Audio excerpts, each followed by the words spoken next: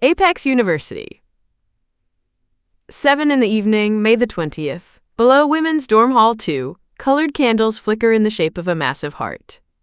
At the center sits a basket overflowing with 99 blood-red roses. A tall, polished young man grips a megaphone. He aims it at the upper floors and shouts, "Jin in room 302. It's Vance. I like you.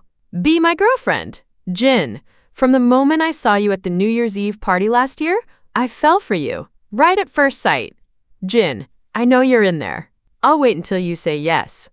Inside room 302, a cluster of girls buzz with excitement. "Oh my God, Jin. Vance is confessing to you on May 20th. It's a special day in your part of the world," one of them gushes.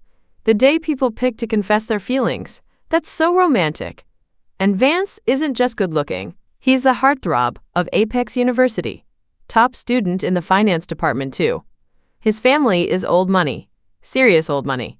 I heard his parents drop $42,000 on his allowance every single month. A literal silver spoon prince. Jin, what are you standing there for? Go down and say yes to Vance already." Wait. Her face is still covered in that black mask. She can't go out looking like that. Quick, drag her to the bathroom and wash it off. The target of the confession, Jin, stares blankly around the room. A pitch-black seaweed mask still coats her face. A year ago, she had graduated. She had become a programmer at a big tech firm. Her days were 9 to 9, 6 days a week. Sometimes it flipped to round the clock, 7 days straight. She had pulled all-nighters until 2 or 3 in the morning for an entire week. She had even pushed herself harder on her own. Most nights, she crashed on a folding cot at the office. 4 or 5 hours of sleep a day. That was all she got.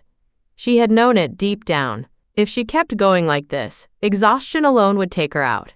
The second the project wrapped, she filed for time off. But then, while she was sleeping in her rented apartment, the neighbor's gas cylinder detonated. And just like that, she was gone. But not completely gone? Was this one of those transmigration tropes from fiction? Not doing anything and still dying. Rotten luck, cursed timing. Jin scans her surroundings. A 4-person dorm room, bunk beds. Study desks tucked beneath them. 3 unfamiliar faces that somehow feel almost known. A sharp pain splits through her skull. Fragments of memory flood in. Along with them come the threads of a post-apocalyptic novel she had binged recently.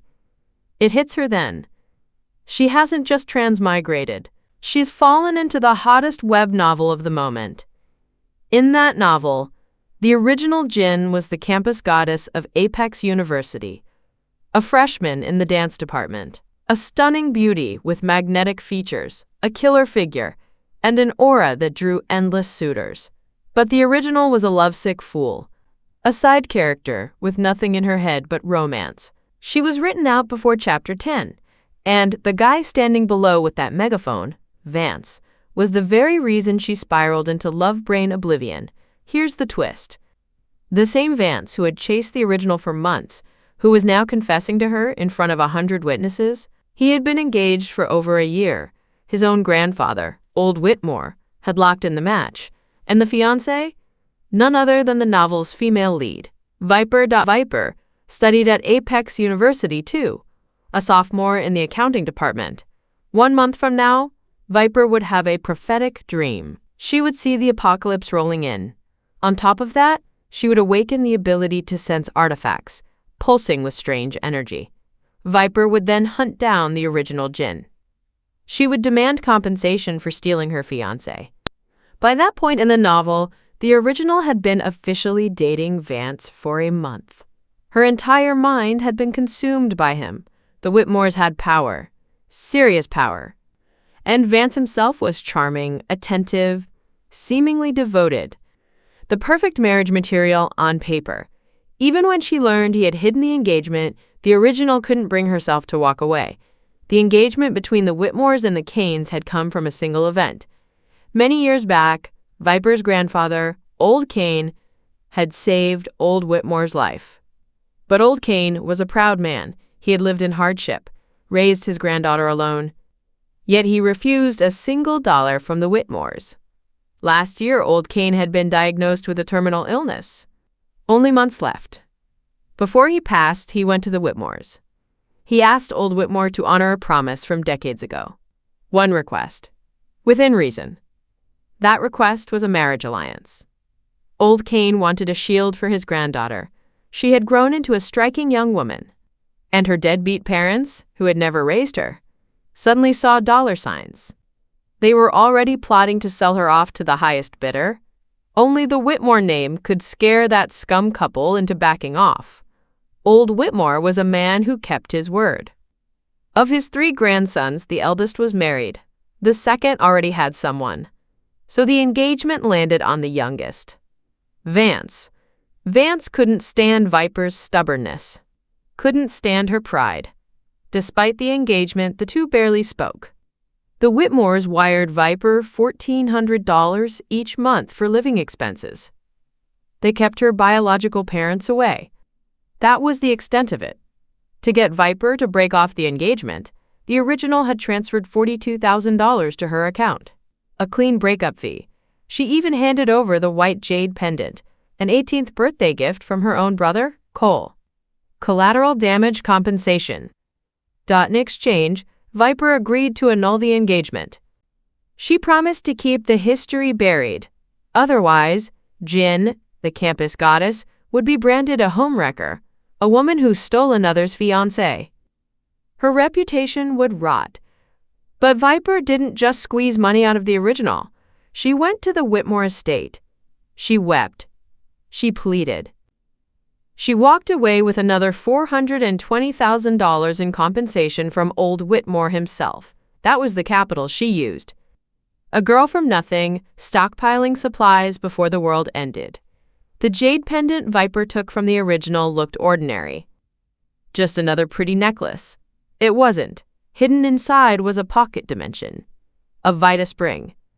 Arable land for farming. Space for livestock. A food vault where nothing ever spoiled. This was the ultimate cheat code. The most coveted artifact in post-apocalyptic fiction. As for Vance and the original, the ones who betrayed Viper, their ends were never going to be kind. Before the collapse hit, the story of the original stealing someone's fiancé got broadcast everywhere by Viper's friends, from goddess to homewrecker. Overnight, the original became a pariah. Spit on by everyone. Not long after the collapse hit, the original Jin had been shoved out by Vance, a meat shield to slow the infected down. Just to buy him a few more seconds to run. In her final moment, her face had frozen in pure disbelief. The man who had whispered love into her ear weeks ago could pull something this cold. Vance himself didn't last much longer. The infected closed in on him too. From Viper's point of view, she had been the one to lure the massive horde over. Then she had slipped into a blind spot and vanished into her pocket dimension. She had stood there in safety, watching the scumbag and the homewrecker turn on each other, watching them fall, one after the other. The sight gave her pure satisfaction. But now, Jin has transmigrated into the original Jin of the novel. Her emotions churn in tangled knots. From the original's perspective, all she did was accept a confession from someone's fiancé. A fiancé she didn't know was taken. She dated him for a while. When she learned she had become the other woman, she paid the female lead off. Clean transaction. But because she couldn't stomach the homewrecker label, she snapped at Viper a few times. And for that, she paid with her life. Brutal. A textbook case of a side character taking the fall for nothing. Later, Cole, Jin's older brother, pieced together that his sister's end had Viper's fingerprints on it. On top of that, the jade pendant he had gifted her had ended up around Viper's neck. To avenge his sister, Cole went dark. He twisted into the final boss. He stood against the protagonists on every front. In the end, his fate wasn't kind either. Fortunately, Jin has landed in an early window. The collapse is still 3 months away. Right now, she has zero ties to the scumbag Vance. The female lead Viper hasn't glimpsed the future yet. And most important of all, the jade pendant her brother gave her still hangs from her neck. Jin stands in front of the sink, staring at her reflection. Her eyes settle on the white jade resting just below her collarbone. Under the red glow of the overhead light, the teardrop pendant catches fire. Stunning. She wants to nick her finger and bond it right now. But she forces herself to hold back. This is not the moment. It has to wait. At that moment, her roommate Bree pushes into the bathroom. She hurries her along. "Jin, what's taking you so long? Vance is still waiting down there." "It's rude to make him wait like this." Kat chimes in next. "Jin, are you seriously going to follow your brother's rule? No dating before 20? Come on, you're an adult. Why is it always my brother this, my brother that? He calls you, what, a few times a year? You two barely see each other. What gives him the right to run your life?" Vex jumps in with her own pitch. "Exactly. Vance is a prize. If you let this slide, you're never finding anyone better. Just date him. Once things get solid, bring him home to meet your brother. We're in college, for God's sake. Who asks family permission to date anymore?" Bree doubles down. "She's right, Jin. Just say yes. Vance has the face, the money, the name. Dating him is a win for you. If it doesn't work out later, you can always walk away." Jin smirks coldly inside. If she weren't the new occupant of this body, surrounded by this honey-coated pressure, the original wouldn't have stood a chance against Vance. Vance had chased the original for months, but she had never accepted a single gift from him. She had made a promise to her brother Cole, no dating before 20. If she wanted to be with someone, she had to bring him home first. Only with her brother's approval could it continue. That was why she had never touched a gift from any suitor. Jin's family isn't rich by dynasty standards, but they're comfortable. The original's parents used to run a garment factory. They made solid money, then poured it all into real estate. Over the last decade, property values exploded. They had even collected compensation when 2 of their properties were demolished for redevelopment. The combined net worth of the 2 siblings sits close to $14 million. Put bluntly, Jin's bank account could easily outweigh Vance's allowance. A handful of gifts was never going to move her.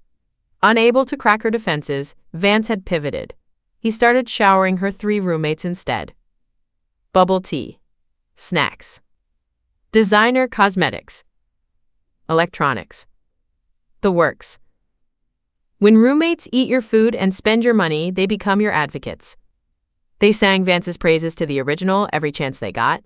And in fairness, Vance's profile really was top tier. It wasn't surprising the original had started to crack. Jin and Cole are blood siblings. Full brother and sister. He took their father's surname. She took their mother's. 13 years ago, a plane crash took their parents. Jin had been 6. Cole, 14. He was the one who had stepped up, raised her, carried the weight. But 3 years ago, after Cole finished his doctorate in biology and moved into research, they had started drifting. 2 or 3 visits a year, at most. Once she started college, they only saw each other for 2 days during the Lunar New Year. This had left the original bitter, resentful that Vex keeps pushing. "You haven't seen your brother in forever, right? Maybe if he hears you're dating, he'll actually come back to check on you." Jin is peeling the seaweed mask off her face. At those words, she turns her head and locks eyes with Vex.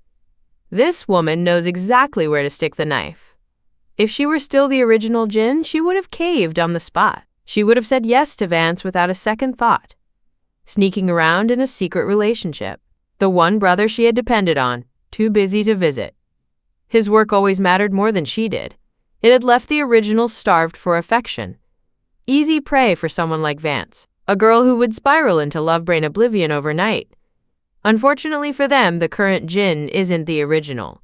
In her past life, her parents had lean traditional, a mild son-first bias, but they had still cared about her.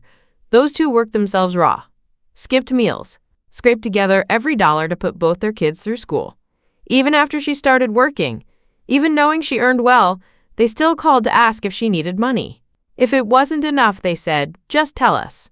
Work too brutal? No problem."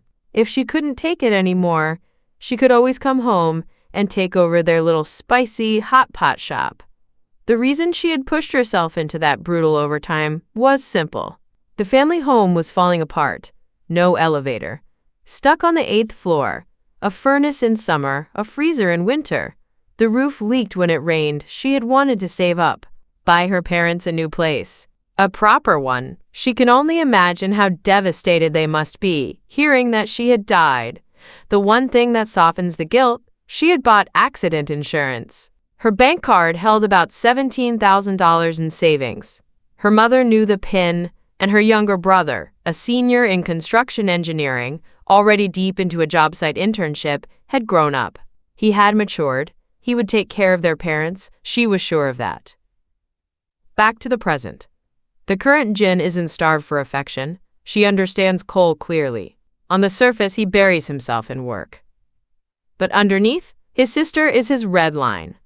Otherwise, he wouldn't have turned into a vengeful monster for her in the novel. Which is exactly why Vex's little psychological play doesn't land. She peels off the seaweed mask, grabs a soft towel, starts cleaning her face. Running water fills the bathroom. It cuts through the three roommates. Sales pitch. Vex had been sure her trump card would close the deal. That Jin would agree to try dating Vance instead. Nothing. Zero reaction. As Jin finishes rinsing, Vex bites out. Jin, are you in or out? Give us a straight answer. Bree piles on. Yeah. Vance is going horse down there. Kat tries to smooth things over. Stop pressuring her. I think Jin's about to say yes. She's just shy, you know? She did say she wouldn't date before 20. Come on, Jin. What's there to be embarrassed about? We're sisters. Nobody's gonna make fun of you. Watching you pass up a catch like that, it's us who feel the loss. Jin's voice stays flat. Stop. I need to change. I have somewhere to be. All three take it as confirmation. Jin has come around. She's heading down to accept. They rush her to get dressed. Bree even bolts into the hallway and yells down to the courtyard. Vance! Jin's changing. She'll be down in a minute. Vance's face lights up like a man about to claim his prize. He calls back. Take her time. I'm not in a rush. A few minutes later, a girl steps out of the bathroom, gray and white sweats, hair pulled into a tight ponytail. Vex's jaw drops. Jin, seriously? Sweats? You're the face of Apex University. You're going to accept a rich kid's public confession dressed like that? Bree winces. She's right. At least the white dress. Something soft. Innocent. Kat offers. A short skirt with black tights would work too. Sexy. Vex jumps back in. And your hair, let it down. Guys lose their minds for long, loose hair. If you can't do full makeup, at least throw on some lipstick. Jin treats all of it like background noise. She walks to her desk, grabs her phone, pulls her ID from the drawer, grabs a black surgical mask from the closet, stuffs it into her sweats pocket. Then she heads for the door. Kat shouts after her. Jin, you're wearing slippers. This is just careless at this point. Jin doesn't react. She steps into the elevator and is gone. The three stare at each other. After a long beat, Bree speaks first. Why do I feel like she's not going down there to say yes, but to shut him down? Kat's face darkens. If she rejects him, how the hell are we supposed to collect our $700 matchmaking fees from Vance? Vex snaps, venomous. Who the hell knows what that girl thinks? She's just an orphan with no parents. Riding on a pretty face and acting like she's too good for everyone. Even someone like Vance isn't enough for her. I honestly want to see her find someone better. Good luck with that. The three of them keep grumbling for a stretch. In the end, they decide to head down and witness it for themselves. The first floor of the dorm, the manager's office. The spot sits behind the stairwell, out of sight from the courtyard. Right now, the dorm manager, Ms. Doyle, has her eyes glued to a period drama. About the ruckus outside, she'd come out a few times when Vance first started yelling into that megaphone, but the girl in question never showed. Ms. Doyle lost interest, gave up, and went back to her show. She's seen the circus plenty of times. Every year there's a few like this. The show is better. Jin walks in. Ma'am, I need a favor. Ms. Doyle doesn't look away from the screen. Her voice clips. What is it? Spit it out. Jin's delivery is direct. $70. I need you to grab a bucket of water and a broom, go outside, splash the guy with the megaphone, and run him off. And when you do, say a line for me. Doyle's entire demeanor shifts. She kills the TV with a click. A wide grin spreads across her face. Deal. Apple Pay or Venmo? What's the line? I'll nail it, trust me. Jin lays it out. Just yell, Vance, don't you already have a fiancé? What kind of stunt is this? Pulling a public confession? You absolute scumbag. Ems. Doyle studies Jin. Barefaced. No makeup. Still more beautiful than any of the actresses in her drama. By a mile. She connects the dots. This has to be the girl the guy outside is confessing to.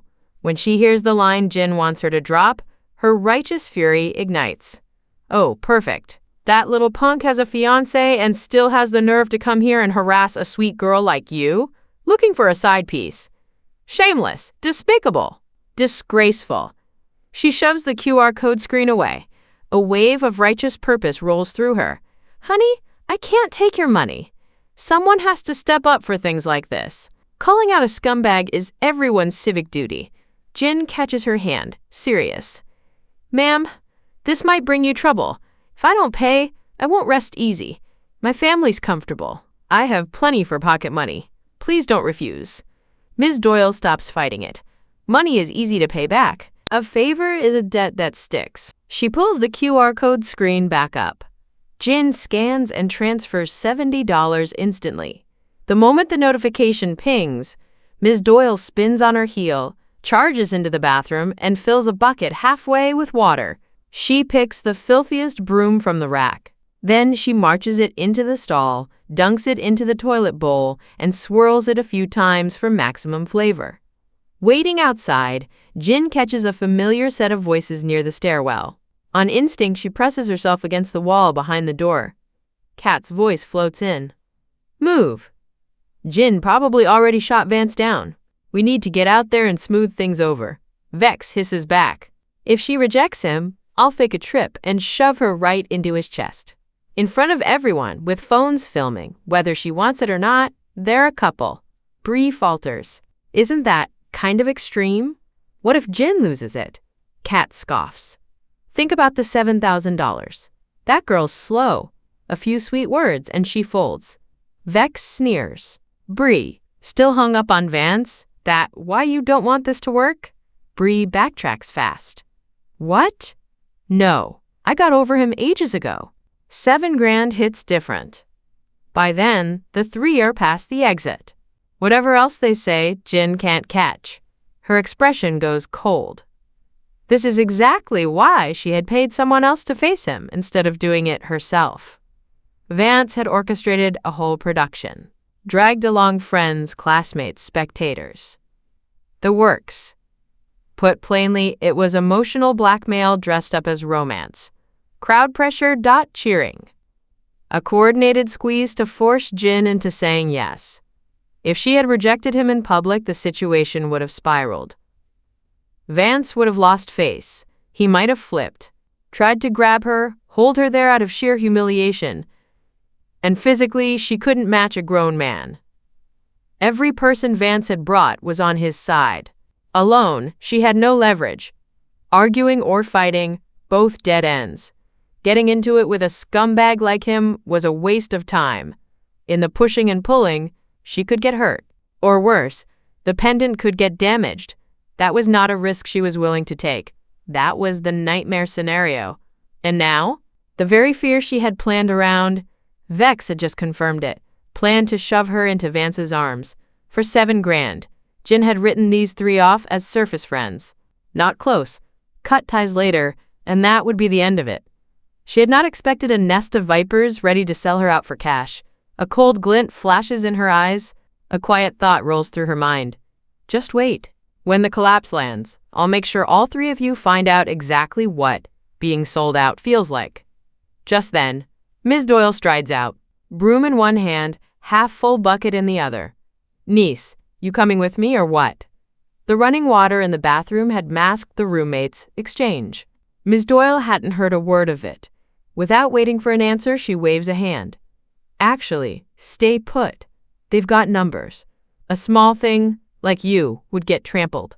I've got this. Jin nods. Thank you, ma'am. Be careful. They might snap and come at you. Ms. Doyle would be exposed to real risk. Ms. Doyle scoffs. Me? Trampled? I already pinged the iMessage group. Security Lee and Security Grant are coming up from the main gate. The managers from buildings 1, 3, 4, 5, and 6 are grabbing their gear too. They're close. They'll be here any second. The women's dormitory complex holds 6 buildings inside a closed compound. Security guards man the outer gate. Before 10 at night, male students can walk freely through the dorm grounds. But to get upstairs, they have to clear the dorm manager. A valid reason is required. The female student has to come down in person to escort them, and they can't stay over an hour. Knowing the backup is coming, Jin finally exhales. She wires another $98 to Ms. Doyle. When the older woman resists, Jin insists. It's for the other managers and the guards. Buy them drinks. Ms. Doyle relents. Right as Jin finishes speaking, Ms. Krieg from Building 1 rolls up. A broom in her hand, a battered but solid toilet plunger tucked under her arm. Ms. Krieg is built like a tank, not someone you want to cross. Jin watches the 2 managers march toward Building 2, pure purpose in their stride. She doesn't stay for the show. She pulls the mask up over her face. While every eye in the courtyard locks on the chaos at Building 2, she slips through the back door and vanishes from the dorm compound. Jin runs along a tree-lined path. A campus shuttle pulls up within minutes. She hops on without thinking. 5 minutes later, she's at the main gate of Apex University. She calls an Uber. 20 minutes after that, the car stops in front of a 4-star hotel. The area around campus has plenty of motels and hotels. But plenty of people also know her as the face of Apex University. If someone spots her walking into a place nearby, word will reach Vance fast. And then she won't be able to shake him. Bottom line, putting distance between herself and the campus feels safer. Within minutes, Jin has checked into the Meridian Hotel, key in hand. She doesn't head up immediately. First stop, the pharmacy next door for medical supplies. Second stop, a convenience store for a large bag of high-energy snacks. Third stop, a fast food joint for 4 full meals to go. Only then does she head back to the hotel, satisfied. In the novel, Viper had bonded with the pendant's pocket dimension by dripping her blood onto it. She had been in her dorm. All 3 of her roommates had been out. The moment the bond completed, a gnawing hunger had hit her. Hunger so deep, she could have eaten an entire cow. She had cleared out her own food stash. Then she had torn through the stockpiles of all 3 roommates. Only after all of it was gone did she feel the edge of the hunger dull. Because of that incident, Viper had clashed with her roommates. Their already shaky relationship had turned openly hostile. Viper had paid them back in cash. But they hadn't let it go. The words had gotten cruel. They had stopped calling her by name. Instead, they had given her a new one. Viper the thief. Later, once the collapse hit, the 3 girls noticed something. The people around them who had awakened the gift needed massive amounts of food to fuel themselves. Thinking back to the afternoon, Viper wiped out the entire dorm room's food supply. They connected the dots. Viper must have awakened her gift that day, which meant she had been stockpiling long before the rest of them, so they went looking for her. They made her life a living hell, bit by bit. In the end, none of them made it. Viper fed them to the infected herself, which is exactly why Jin isn't about to bond the pendant anywhere near that dorm room. Human nature crumbles under pressure. A little caution now saves a lot of pain later. She has brought enough food. If it runs out, she can call downstairs to the fast food joint, tip a little extra, and have someone deliver right to her door. Jin settles onto the couch. She unpacks the iodine, disposable syringes, and bandages from the pharmacy bag. She lifts the pendant off her neck and sets it down. After a careful sterilization pass, she pricks her wrist with a syringe and drips a single drop of blood onto the jade. Right on cue. The blood vanishes the second it touches the surface. Absorbed instantly. But here's what catches her off guard. The bonding isn't complete. And yet a vague thought forms in her mind. A single drop isn't enough. Why is it different? She mutters. Viper's bonding didn't work like this. In the novel, 1 drop and she was done. Lucky for her, outside of studying and working, Jin's biggest hobby had always been reading fiction, apocalyptic fiction in particular. She has read through countless bonding scenes. One rule held steady across most of them. The more blood an artifact demands, the higher its tier. Jin thinks for a beat. She picks up her phone and drafts an SOS message to Cole. She sets it to auto-send after 24 hours unless she cancels it manually. Then she pulls up her contacts. Cole's number sits on screen, ready. A single tap will call him. Everything's set. She places the phone within arm's reach. She picks up the syringe again. This time, she draws more. More drops onto the jade.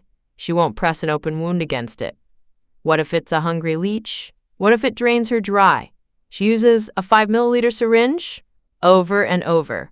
When the pendant has drunk about 200 milliliters of her blood, something shifts. Sitting on the tissue box on the coffee table, it suddenly explodes into a beam of white light. The light shoots straight into the center of Jin's forehead. A cold sensation brushes her skin. Her eyes close on reflex. An image blooms in her mind.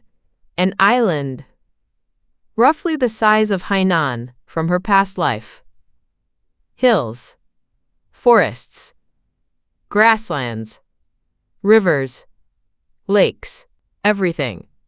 The island is ringed by deep blue ocean.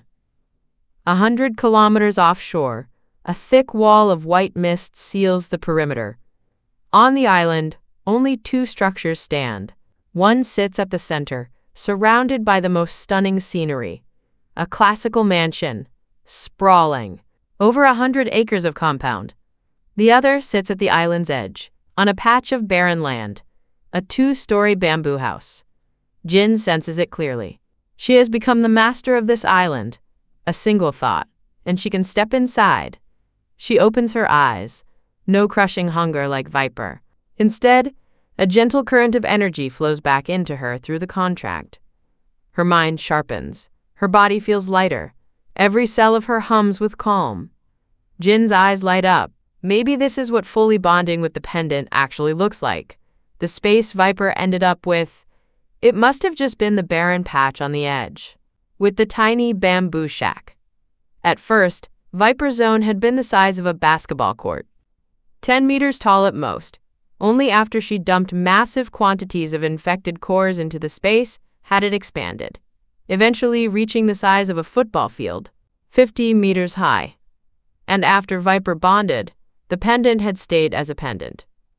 Visible, physical, dangling around her neck. Viper had spent her entire life on edge, terrified someone would spot it and take it. Every time she needed to hide inside the space, she had to find a safe, concealed spot to stash the pendant first.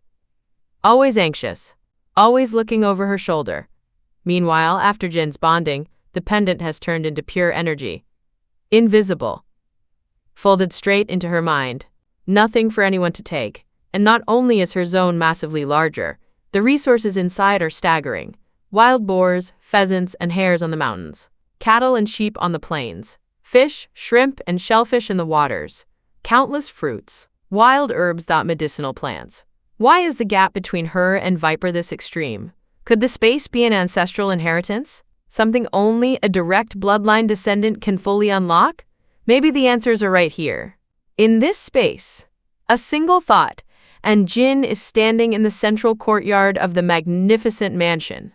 She takes in the scale of it. Up close, she realizes something fascinating. The exterior is classical architecture, curved tiled roofs carved with intricate detail, winding corridors, rock gardens, strange, beautifully pruned flowers. But inside, the furnishings are fully modern. Flat-screen TVs, central AC, leather couches, throw pillows. Everything. A flawless blend of aesthetic and function. But her attention gets pulled away fast. A magnetic tug. Something calling her. Jin moves quickly through the main hall. She heads straight for the room on the right side of the first floor, a study. Not too big, not too small. 3 massive bookshelves stretch from floor to ceiling. The shelves are packed with academic texts. Agriculture, livestock, climate, science, On an otherwise empty desk, a single letter waits. She can feel it now. That magnetic pull, it's coming from the letter. She steps forward, ready to open it. And freezes. To break the seal, she needs blood again. Stamped across the envelope in sharp black ink is a single line. To read this letter, drip blood into the circle. Any forced opening will trigger auto-destruction. Inside the circle, a single bizarre alien symbol waits. Jin's instincts tell her not to look too closely. One quick glance is enough. Her gut whispers that her blood is the key. Otherwise, the moment she stepped into the haven, that strange pull wouldn't have dragged her straight to the study. She presses the pinprick on her fingertip, the same spot she used to bond the haven pendant. After the bond locked in, she'd been so high on the thrill of exploring the haven that she forgot to staunch the wound. Now, a light press and a fresh bead of crimson wells up. She smears the droplet across the sigil inside the circle on the letter. The envelope flares. A rainbow of light spills out and condenses into two figures hovering in the empty air of the study. It looks like a hologram straight out of a sci-fi novel. When Jin's eyes focus on their faces, she breathes, "Dad? Mom?" Two figures stand before her, a man and a woman, both looking no older than 30. The man carries a polished, sharp-boned handsomeness. The woman is cold, composed, built of iron. Their clothes are sleek, modern, almost futuristic. Both wear grave expressions.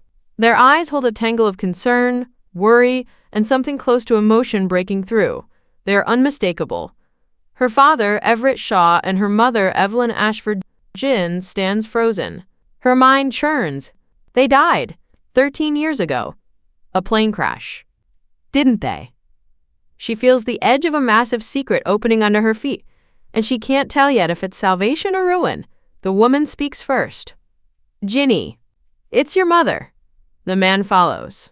"Ginny, it's your father." So she hasn't mistaken them, but the confusion still claws at her.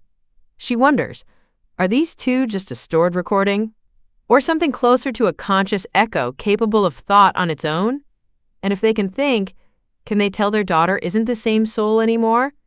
As if reading the question off her face, Evelyn speaks, her tone heavy. "Ginny, this is only a recorded hologram your father and I left behind. We don't know if you'll ever see it, but if you're watching now, it means the worst has come." Everett picks up, his voice low. The extinction event of Cerulean, what we call the 9th reset, is also the final cycle. Only at this point would you and your brother be able to find the letters we sealed in the study. A low hum fills Jin's ears. Her thoughts drop into white noise. She already sensed something was off. Her long-dead parents suddenly reborn as something larger, something important. No random accident could explain that. And maybe the haven itself is something they prepared for her. She already knows what's coming. 3 months from now, the collapse. The acid rain that lasts half a month. More than half the population twisting into the infected. The mutated, warped, vicious plant life. Humanity crashing from the top of the food chain to the very bottom, scraping just to survive. But those threats alone aren't enough to call it an extinction event. Not enough to warrant tearing time and space apart to restart the world. Jin assumed if her parents went to the trouble of leaving this message, they'd explain it all. Why they died and came back. Where they disappeared to. What they did for all those years. What the extinction event really means. What a reset actually is. Evelyn only says, "Ginny, you've just finished bonding the haven. Your strength hasn't caught up yet. There's a great deal I can't tell you now. Saying too much will only put you in more danger. Just remember this. Stand with your brother. Support each other. Grow fast. Raise your strength. The time left for you both isn't long. Maybe 10 years. Maybe only 3 to 5. Everett adds, "Ginny, when you reach Tier 4 gifted, come back to the study. You'll receive more then." Evelyn presses on. "Ginny, you're going to ask, why in your memory was it someone else who inherited the haven, not you?" That's because had already foreseen at %, and from the 2nd reset to the 8th reset, and the first 19 years of the 9th, your body was steered by a corrupted echo from your past life. Your main soul has now returned safely. That corrupted echo has finished its role and has reincarnated as an independent soul. It left you only the memory records from after the 9th reset began. As for your adoptive family, your adoptive parents and little brother in that other world, once you're gone from their lives, they'll receive great blessings. Fortune, peace, good health, long life, prosperity. You don't need to worry about them. Everett takes over. The reason the Haven is this vast, this rich with life energy, it's because your splinter souls, and the ones before you across 8 previous bondings, gathered that energy and stored it here. In the 9th reset, this Haven was always meant to be yours the moment your main soul returned. The keep itself is being activated for the very first time. The rest? Don't trouble yourself with it yet. Evelyn's face softens. A warm, hopeful smile breaks through the iron. Prepare for the collapse, Jenny. I believe this time you'll do it. Your father and I will be waiting for you at waiting for the day our family is whole again. Everett's tension eases. His voice drops to something gentler. Ginny, hold on. We'll see each other again. And with that, the 2 figures fade out, dissolving back into light. Jin stands motionless. Inside her chest, a storm is rising. Too much information. Too fast. For a long moment, she just stands there, letting it crash over her. It takes a while before she can process any of it. And worse, parts of what her parents said were cut, redacted, static where the key pieces should have been. It leaves her with the strange sense that she knows a little, and also nothing at all. Maybe that's exactly why they couldn't tell her the full truth about the collapse. Maybe anything beyond a certain line just gets blocked. Jin isn't stupid, and she has years of reading these kinds of stories under her belt. If the infected and the mutated on Cerulean aren't enough to end the world, if they can only be called an internal threat, then whatever can actually destroy Cerulean, the real end of things, can only come from one direction. From beyond this world. She hasn't forgotten what Everett said. The words, the great filter. It's like stripping the gray crust off a rough stone and exposing the gem underneath. Once the shine is visible, greedy eyes are sure to follow. The thrill of inheriting the Haven dims almost instantly, but the collapse is already inevitable. Holding the Haven in her hands is another way out, another card to play. Her survival odds just went up. Considerably. There's also the other thing. The quiet unease she's carried since she woke up in this body. The feeling of having stolen someone else's life. She's been bracing for it, wondering if Cole will eventually sense that she isn't his real sister. And if he does, she could easily become the target of his grief. One flash of rage, one clean strike from him, and she's gone before she can even explain. But Evelyn and Everett already saw it coming. They laid it out for her. Even with parts of their message cut off, the core landed. She isn't an intruder wearing someone else's skin. She's the original owner of this body. And there's no previous owner coming back to fight her for it. That alone settles something heavy in her chest. Then there are her parents from her past life. She caught it. Evelyn's choice of word. Adoptive parents. In her past life, Jin had been beautiful from childhood. Her face almost identical to the one she wears now, the kind of beauty that scores a 95 out of 100. But her adoptive parents and her little brother? Plain, average, nothing that turned heads. She used to suspect she wasn't their biological child. She'd even asked them outright. They told her the looks came from further up the family tree, that she resembled an aunt who'd passed away generations back. And there was another strange thing. While her family all agreed she was beautiful, strangers saw her as completely ordinary. Walking down the street, no one ever glanced twice. The strangest part? There was one time she rode the bus, and every person around her got pickpocketed. Phones, wallets only, she walked off untouched. It was as if invisible labels had been stamped on her background character. Nothing special, negligible presence. Easy to look past, easy to skip. Over time, she got used to it. At least no one ever harassed her for her looks. And sure, She never got any perks from them either. Now, after hearing what Evelyn and Everett said, she's certain those two operators did something. Something they set up before she was ever born into that old life. Thinking further won't help. No answers are coming in the short term. A family reunion has to wait, at the very least, until the internal threat on Cerulean is handled. As for the external threat, that's still far off. That's not what she needs to focus on right now.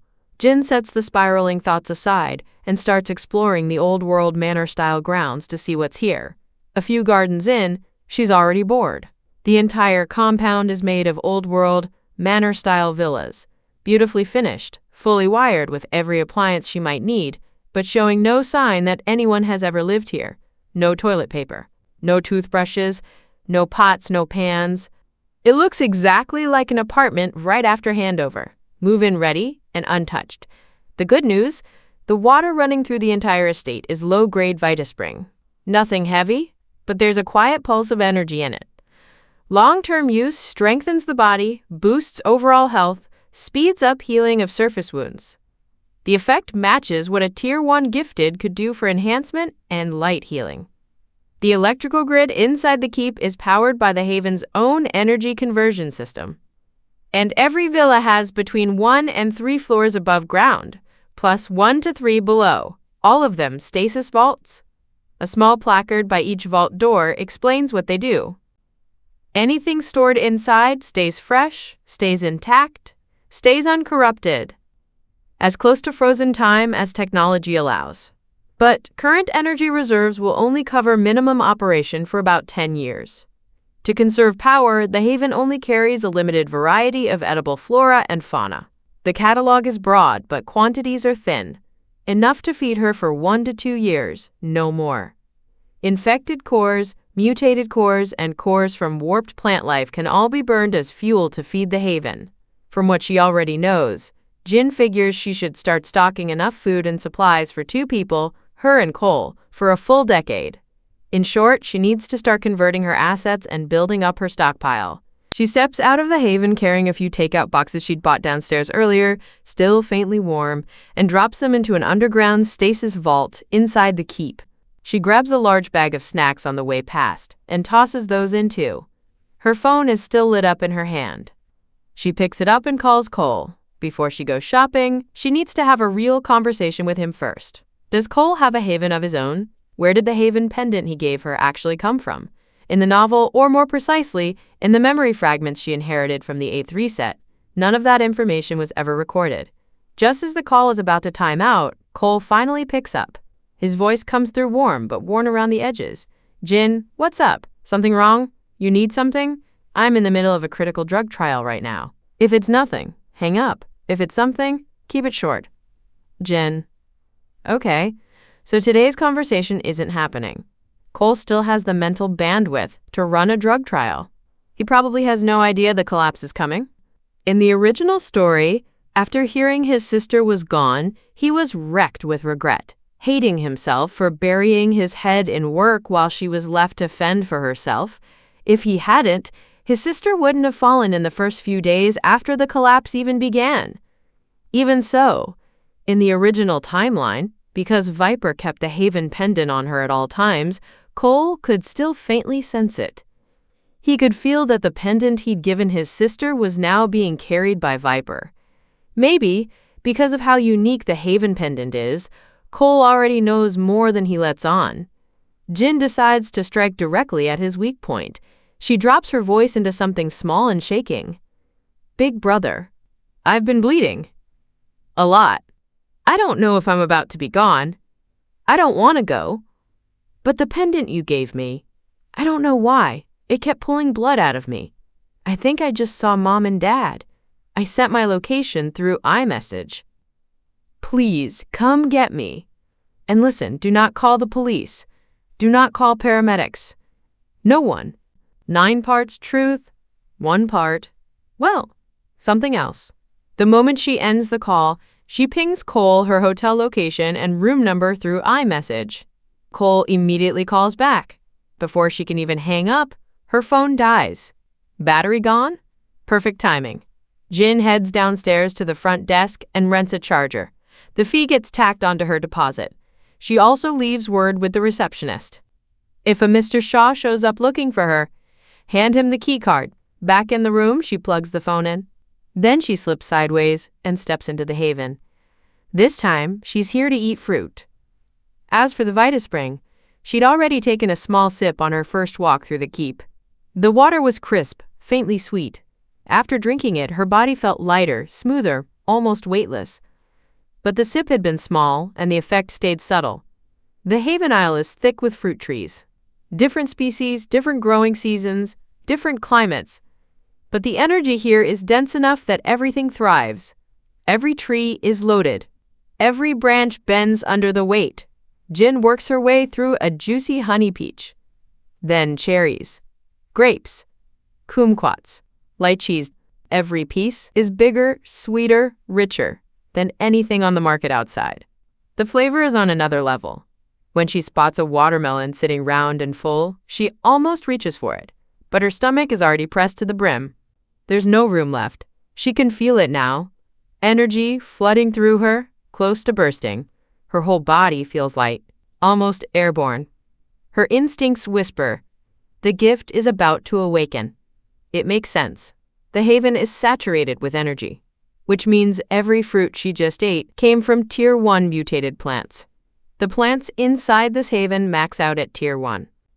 Because Jin herself hasn't awakened the gift yet, the fruit feels potent to her. Rich. Overwhelming. Once her gift climbs higher, the same fruit will do nothing more than fill her stomach and restore a small amount of energy. But right now, before awakening, eating fruit from Tier 1 mutated plants will tip the scales in her favor, and she's inside the safest place possible. Wrapped in energy, shielded. Even if the awakening fails, she won't have to worry about the wild, violent energy in the air twisting her body into one of the infected. In here, that simply can't happen. A thought. A pulse. She steps through space and lands in the main living room of the keep. She crosses to the water dispenser, fills a glass with Vitaspring, and drains it in one pull. The glass lands on the counter. Jin drops backward onto the leather sofa, and she's out. Dark. When Jin opens her eyes again, it's 8 a.m. the next day. She slept for 10 hours straight. The first thing she notices is the smell. Sour. Pungent. Her gaze drops. Her skin is coated in a film of dark grit, maybe 2 millimeters thick, clinging to her like a second layer. This is the benefit of awakening on Tier 1 mutated fruit and Vitaspring. Deep body purification. It scrubs out the marrow, flushes the channels, purges every trace of toxin and impurity baked into the body. A baseline upgrade before the real work begins. People who awaken during the global acid rain, relying on the thin, ragged energy scraped from the air, face a much higher failure rate. Those who do survive awakening take anywhere from 24 to 48 hours to finish the process, and afterward, they're starving. They need to eat, fast, and a lot, just to replace the energy the awakening burned through. None of them get the deep body purification Jin just received. Their bodies strengthen, but only a little. Hard to even notice, unless they happen to awaken a strength-type gift. For everyone else, that first upgrade is barely a whisper. Jin gets to the bathroom fast and scrubs herself down. Out of the shower, she realizes she didn't bring a change of clothes. She pulls on the bathrobe and throws her dirty set into the washer-dryer. Now for the first time, she takes a real look inward. What exactly did I awaken? An image forms in her mind, faint, translucent. The white teardrop-shaped haven pendant. Inside the image, an island wrapped in mist. And next to it, something new. A second vision. An ancient tome. The material doesn't look like any one thing. Like gold, but not gold. Like stone, but not stone. And across the center of the cover, 4 bold words are inscribed. The Spirit Bestiary. Below the title, a tiny hexagonal spirit crystal is set into the cover. Clear as glass. What the hell is this? Ji-Kian stares. In every apocalypse novel she'd read, gifts tended to fall into predictable categories. Mind control. Physical enhancement. Or the classic elementals. Fire, water, earth, wind, lightning, ice. Rarer types existed too. Light, shadow, space, time, precognition, language, poison, illusion, magnetism. She'd seen all of those. But a gift, shaped like a book? That's a new one. She focuses inward, pressing her attention against the tome, trying to parse what her gift actually does. The understanding comes fast. The hexagonal spirit crystal embedded on the cover is a physical representation of her mental strength. As for the gift itself, the spirit bestiary could also be called beast taming. Except it isn't limited to beasts. Through the bestiary, she can forge a master bond with any mutated beast or mutated plant that possesses sentience. Creatures without sentience, or with too little of it, or with strong hostility toward her, can't be bonded. The bond simply won't form. Put simply, it has to be a mutated beast or mutated plant with high enough sentience, low enough hostility, even a trace of goodwill toward her. Only then will the bond lock in. And once it does, every time a bonded companion evolves, a portion of that evolutionary energy flows back to her. It raises her mental strength. It strengthens her body. But if a bonded companion is killed, her mind takes damage with it. She'll need time to recover before she's whole again. Jin's eyes brighten. This is a gift that covers every angle. Technically, she only has one gift, but through it, she can bond with any number of mutated beasts or mutated plants, assembling her own pack. When enemies come, she can stand back. Stay in the shadows. Let the pack do the fighting. And the moment anything goes wrong, she steps sideways, back into the haven. Gone. She has to admit it. This gift suits someone who values safety. Someone like her. No. She corrects herself. Someone who values stability and caution. Of course, an actual pack is still a far-off dream. First problem. The number of companions she can bond is capped by her mental strength tier.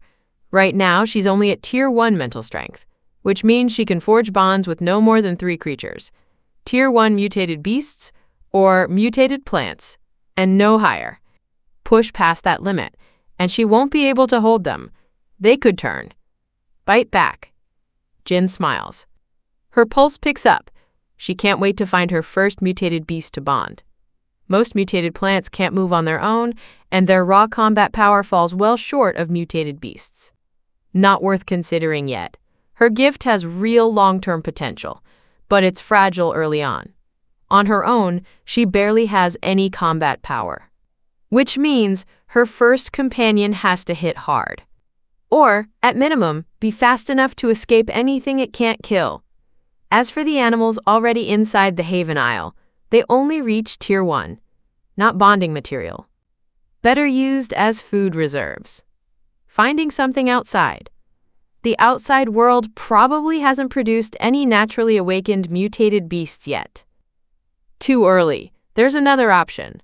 Pick a normal animal she likes, then feed it Haven fruit and Haven-raised meat. Pair it with Vitaspring. Accelerate its awakening through food alone. But that kind of thing can't be rushed. Slow work. She needs companions she can trust in the apocalypse. Which means filtering carefully. Anything too rebellious. No. Anything too skittish.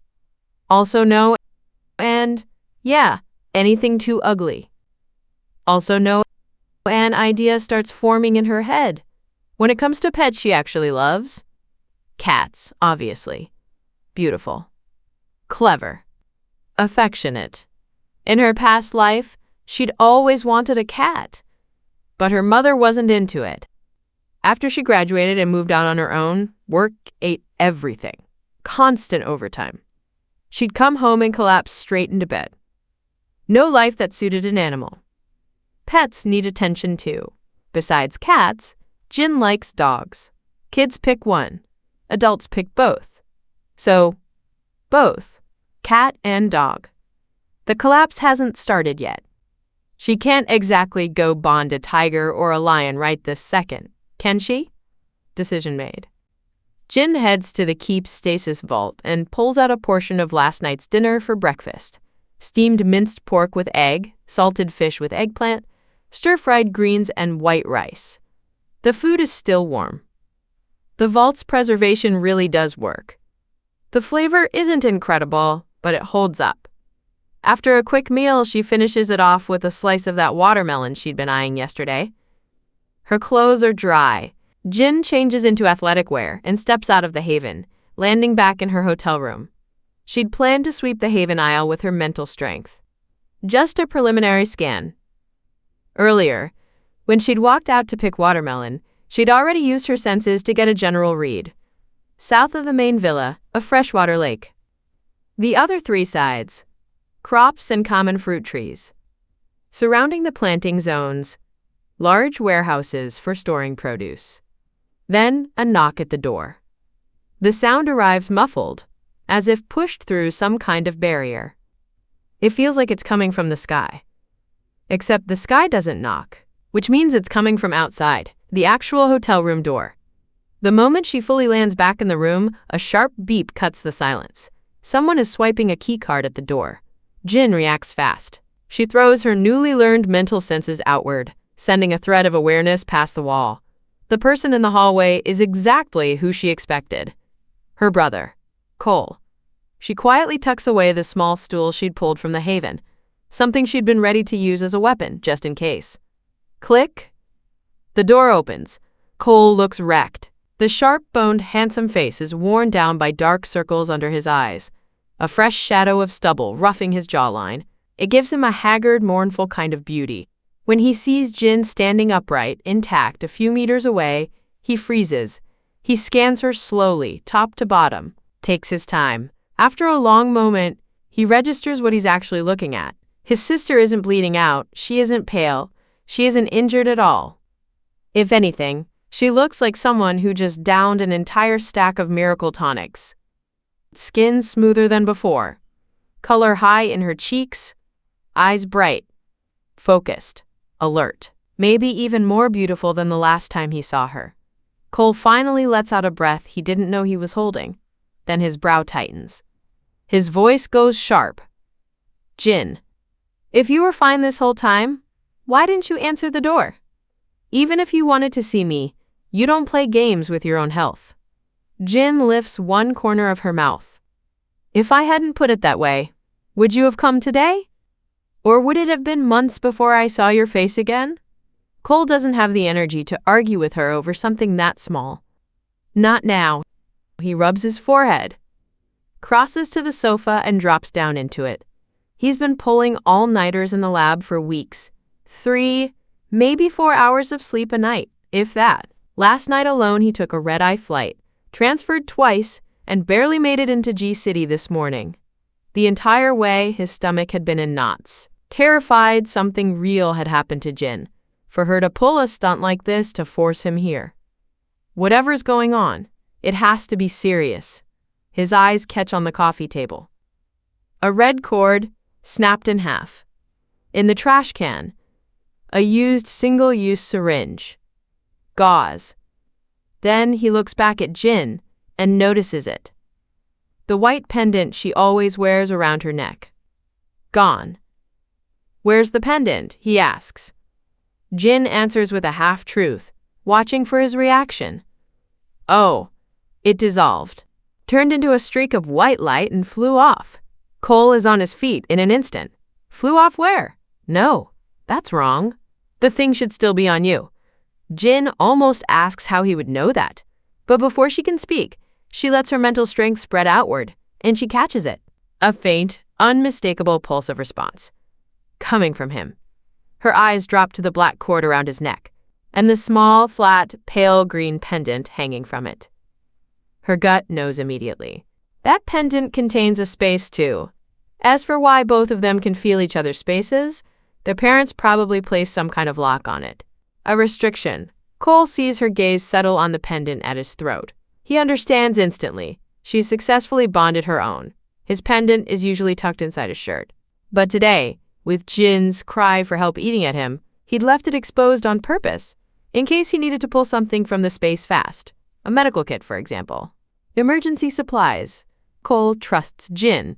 Completely. There was a reason he hadn't told her about any of this before now. He exhales. His voice drops. Quieter. Ginny, you want to ask about where the pendants came from. About our parents. The time is right. I won't keep any of it from you anymore. As it turned out, last October, Cole had received 2 pieces of jewelry items their parents had placed inside a bank safe deposit box 1 month before the plane crash. By standard practice, safe deposit prepayment runs in clean blocks: 1 year, 3, 5, 10, 15, 20. Everett and Evelyn had paid for something stranger.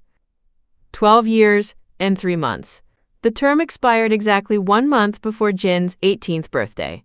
Last October, the very moment the term ended, the bank reached out to Cole. They hadn't been able to reach his parents, so they went through police records and tracked down Cole, eldest son, listed primary contact. Did he want to renew the storage or retrieve the contents? They hadn't contacted Jin because at the time she wasn't yet of legal age. She was a month shy of 18, and even once she turned 18, she'd still be a first-year college student, not in a position to make decisions alone. So the bank went to Cole, the listed backup contact. Cole wanted to know what their parents had left behind. He chose to retrieve it. Inside the deposit was a locked suitcase. The password hint, a combination of his birthday and his sister's. When he opened it, he found 2 small jewelry boxes, each holding a pendant, along with a letter. In the letter, their parents wrote that the 2 pieces of jade were the last gifts they would leave their children. The flat piece pendant was for Cole. The teardrop pendant was for Jin, but for reasons they couldn't fully explain, everything about the pendants had to be kept hidden, from Jin specifically, for the time being. If she ever asked, Cole was to tell her it was a birthday gift from her older brother. The pendants required a drop of blood to bond. And once bonded, the user was to stockpile at least 10 years' worth of food and essentials inside the space. Cole was not to tell anyone about the space, not even Jin, unless she'd already bonded her own. Breaking that rule would put her in danger. The letter closed with a single line: "Take care of each other. We love you both." The instant Cole finished reading, the aged paper dissolved into ash. Gone. Dust in the air. If he hadn't recognized his parents' handwriting for certain, and if he hadn't personally pulled everything from the bank vault himself, Cole might have thought someone was playing a cruel joke. He followed the instructions, pressed a drop of blood onto the pendant, and the impossible happened. He could feel it. A space. Inside the jade, roughly the size of a football field. Inside, a 500 square meter villa, 3 floors above ground, 3 floors below, and a well. The rest of the land was empty. Raw, black soil. Perfect for farming. Their parents' letter hadn't said a word about an apocalypse. Nothing about gifts. No mention of whether they were still alive. And if they were, where Cole is sharp. The fact that his parents had quietly prepared heirlooms like this, a decade in advance, right before a plane crash killed them, that couldn't be coincidence. Gifts that rare paired with instructions to stockpile supplies, it meant one thing. His parents almost certainly hadn't died. They were trapped somewhere, stuck, unable to come home. Leaving behind something this valuable, along with a warning to prepare, only made sense if they feared that one day he might get pulled into whatever had taken them. And preparation was never wasted. Why give Jin a pendant without telling her about the space? That part, he still couldn't figure out. But his mother had written the warning clearly. Revealing too much too early would do more harm than good. With no further context to work from, he refused to gamble with Jin's safety. He kept his mouth shut. In case whatever unknown presence had taken, his parents only targeted people who knew. If that was the case, better that he carry the risk alone. Over the next several months, Cole quietly leased a small grocery store. Used inventory restocking as his cover. Stockpiled enough supplies for both siblings to live off for 20 years. On top of that, he bought a massive bulk order of military ration biscuits, sealed vacuum packs, straight from the factory, enough to feed 10 people for 20 years. The soil inside the space could be farmed. That gave him a renewing supply of fresh food indefinitely. In short, the reserves he was building could carry the 2 of them comfortably for a lifetime. With plenty left over for barter, the past few months Cole has been running himself ragged. Day job. Supply runs. Each run carefully timed and layered to avoid suspicion. On top of all that, after hours, he farms. His space now holds dozens of common vegetable varieties. A small pond he dug himself, stocked with fish and shrimp. 4 pigs, 20 free-range chickens, dozens of rabbits, and more than 100 lab mice. Cole lives in his lab because he discovered something. The crops and livestock raised inside his space carry a strange kind of energy. The most obvious sign: vegetables and meat from the space simply taste better, richer, and after eating, his mind feels sharper, clearer. For someone who lives for research, that was all the invitation he needed. His greatest joy in life is research. Cole couldn't resist. He carved out another section of soil and started growing medicinal herbs. The results blew past anything he'd expected. Terminal illnesses, cancer among them, responded to the space-grown herbs at double, triple, sometimes many times the efficacy of standard treatment. Cole sank into the high of one successful drug trial after another. Couldn't pull himself out. But there was a problem. These herbs couldn't be mass-produced, which meant the drugs derived from them could only ever reach a small, upper-class clientele. That wasn't the goal. That was never the goal. He wanted the poor, the working class, the people drowning under terminal diagnoses to be able to afford these drugs. He wanted terminal illness to stop being a death sentence. But it was too hard. Not something one person could pull off.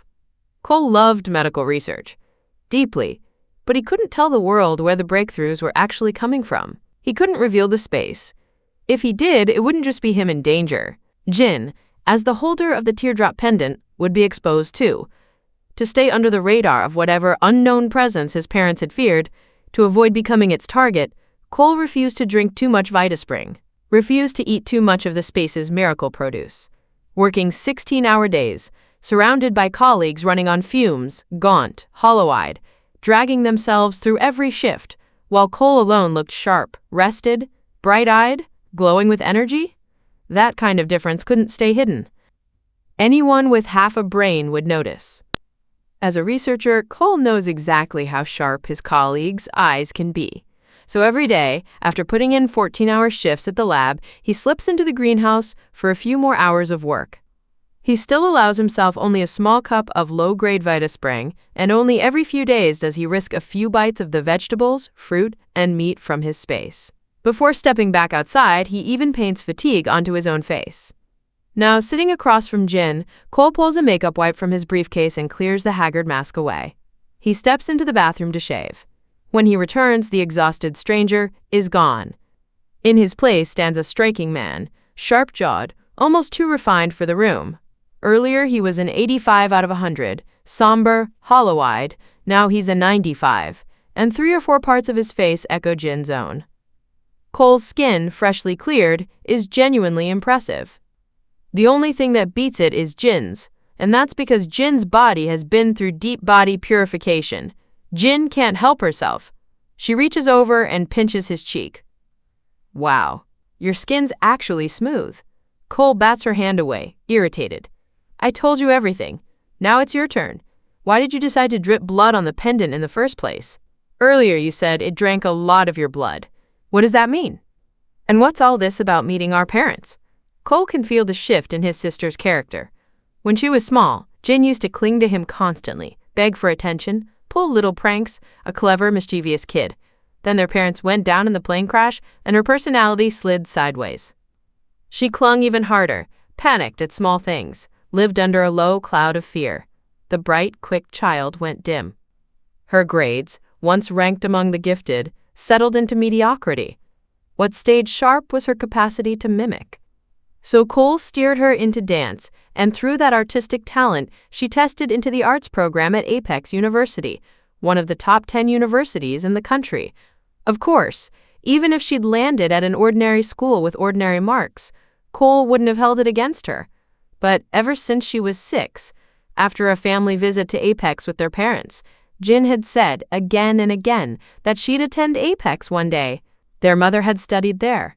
Compared with the dry grind of academics, Jin always preferred to dance. She didn't like sitting still and thinking too hard. Now Cole feels the change clearly. The mischievous little girl from years ago is back. Sharp, sly, and very much enjoying needling her older brother. She can lure him in with a sentence and have him sprinting across the city to her side. They've barely been together an hour, And already she's pried every secret out of him while giving up almost nothing herself. He likes the change. A clever, quick-witted sister who knows how to hide her strength. That's a relief. Finally, he doesn't have to lie awake worrying that some smooth-talking stranger will sweep her off her feet. Several of the new drug projects he's been running have hit their critical phase. If Jin hadn't told him the situation was serious, he wouldn't have come back so fast, even knowing she was tangled up in a relationship. He doesn't know when the unknown presence will arrive, but the gut feeling won't go away. Soon, maybe. When the danger comes, he can't stand watch over her around the clock. She has to learn to grow on her own. Even if she falls for the wrong man and gets hurt, that's survivable. As long as he's still alive, he can step in behind her. And if he's not, well, the most likely answer is that the unknown presence has him. If she still doesn't know about the space at that point, maybe she stays out of it altogether. As long as the person is safe, the rest is recoverable. She's young. She has time. He'd leave her enough money to live on for 2 lifetimes. What Cole still hasn't grasped is that the unknown presence he's been imagining, something narrow, targeted at a few people, is actually a global infected outbreak. The collapse. And it's only the opening act of the real disaster. Jin watches him finish and figures she may as well show her hand too. He's already spilled everything, even prepared a share of his own stockpile for her. There's no reason to keep secrets now. She takes Cole's hand. Telling you would take an hour. Easier if I just bring you in. Relax. Don't push back, mentally. A second later, Cole is standing on the highest peak of an island. A few seconds after that, both of them are standing on the rooftop of a manor down in the valley below. Jin grins. Big brother, look. This is the space our parents left for me. Cole's pupils contract. It takes him a long moment to find his voice. You got this on the first bind? You didn't plant any of these trees yourself? Jin answers honestly. I bound it last night. I'm not exactly capable of growing an island the size of Hainan in a single night. I don't have 3 heads and 6 arms. Cole turns slowly. Hundreds of villas. The keep, well over 100 acres of grounds. Beyond the manor, walls, farms, herb fields, a freshwater lake larger than the manor itself. And earlier, from the peak, yes, he's almost certain he saw an ocean. For the first time in his 26 years, Cole, usually composed, usually cold, completely loses his grip. Wow. They really played favorites. Daughter-first bias. How could they do this to me? My space is a tiny fraction of yours, and I have to plant the damn thing myself every single day. Jin squints at him, smiling. Big brother, if you'd known the difference up front, would you have given me the peace pendant or the haven pendant? Cole doesn't hesitate. The haven pendant. Obviously. I've been your father, your mother, and your brother. I didn't raise you for 18 years just so you could spend the rest of your life crouched in a field, planting cabbages. Jin leads Cole into the main study of the keep. The letter their parents left her is gone, already dissolved. So she summarizes the hologram message instead. Word for word, image for image, the way it was delivered. By the end of it, Cole isn't jealous anymore. He's worked it out. The spaces their parents left for them were probably the same size to begin with. Jin's just has a few extra features. Probably contingencies, layered in for the final reset. Especially now that he knows Jin has awakened the spirit Bestiary. For surviving the collapse, a space like Cole's greenhouse is plenty. One person doesn't need much food. Growing it yourself isn't that hard, but Jin's gift runs along a different track. Collecting and commanding bonded creatures. For a varied roster of companions, her space has to be big enough to give them real habitat. Mountains, lakes, forest, ocean. Otherwise, the Bestiary can't breathe. Maybe across the previous 8 resets, Cole, even with the standard space their parents left, couldn't push back the threats from outside. So this time, the inheritance shifted. Jin gets the island. The bigger the gift, the heavier the duty. And there's another piece Cole has only just understood. After their parents died, his sister was occupied. A corrupted echo, spun off from her main soul, had been wearing her body. That's why her personality felt off, but never quite wrong. She still had her memories. He chalked the rest up to grief. Now that the main soul is back, Cole can admit it. Even the previous Jin was still his sister, but he prefers this one. He used to keep things from her because every time she came to him, she was looking for something to lean on. She didn't have a lot of independent thought to offer. Telling her too much would only have made her anxious. Today, the second she sat down across from him, he told her everything.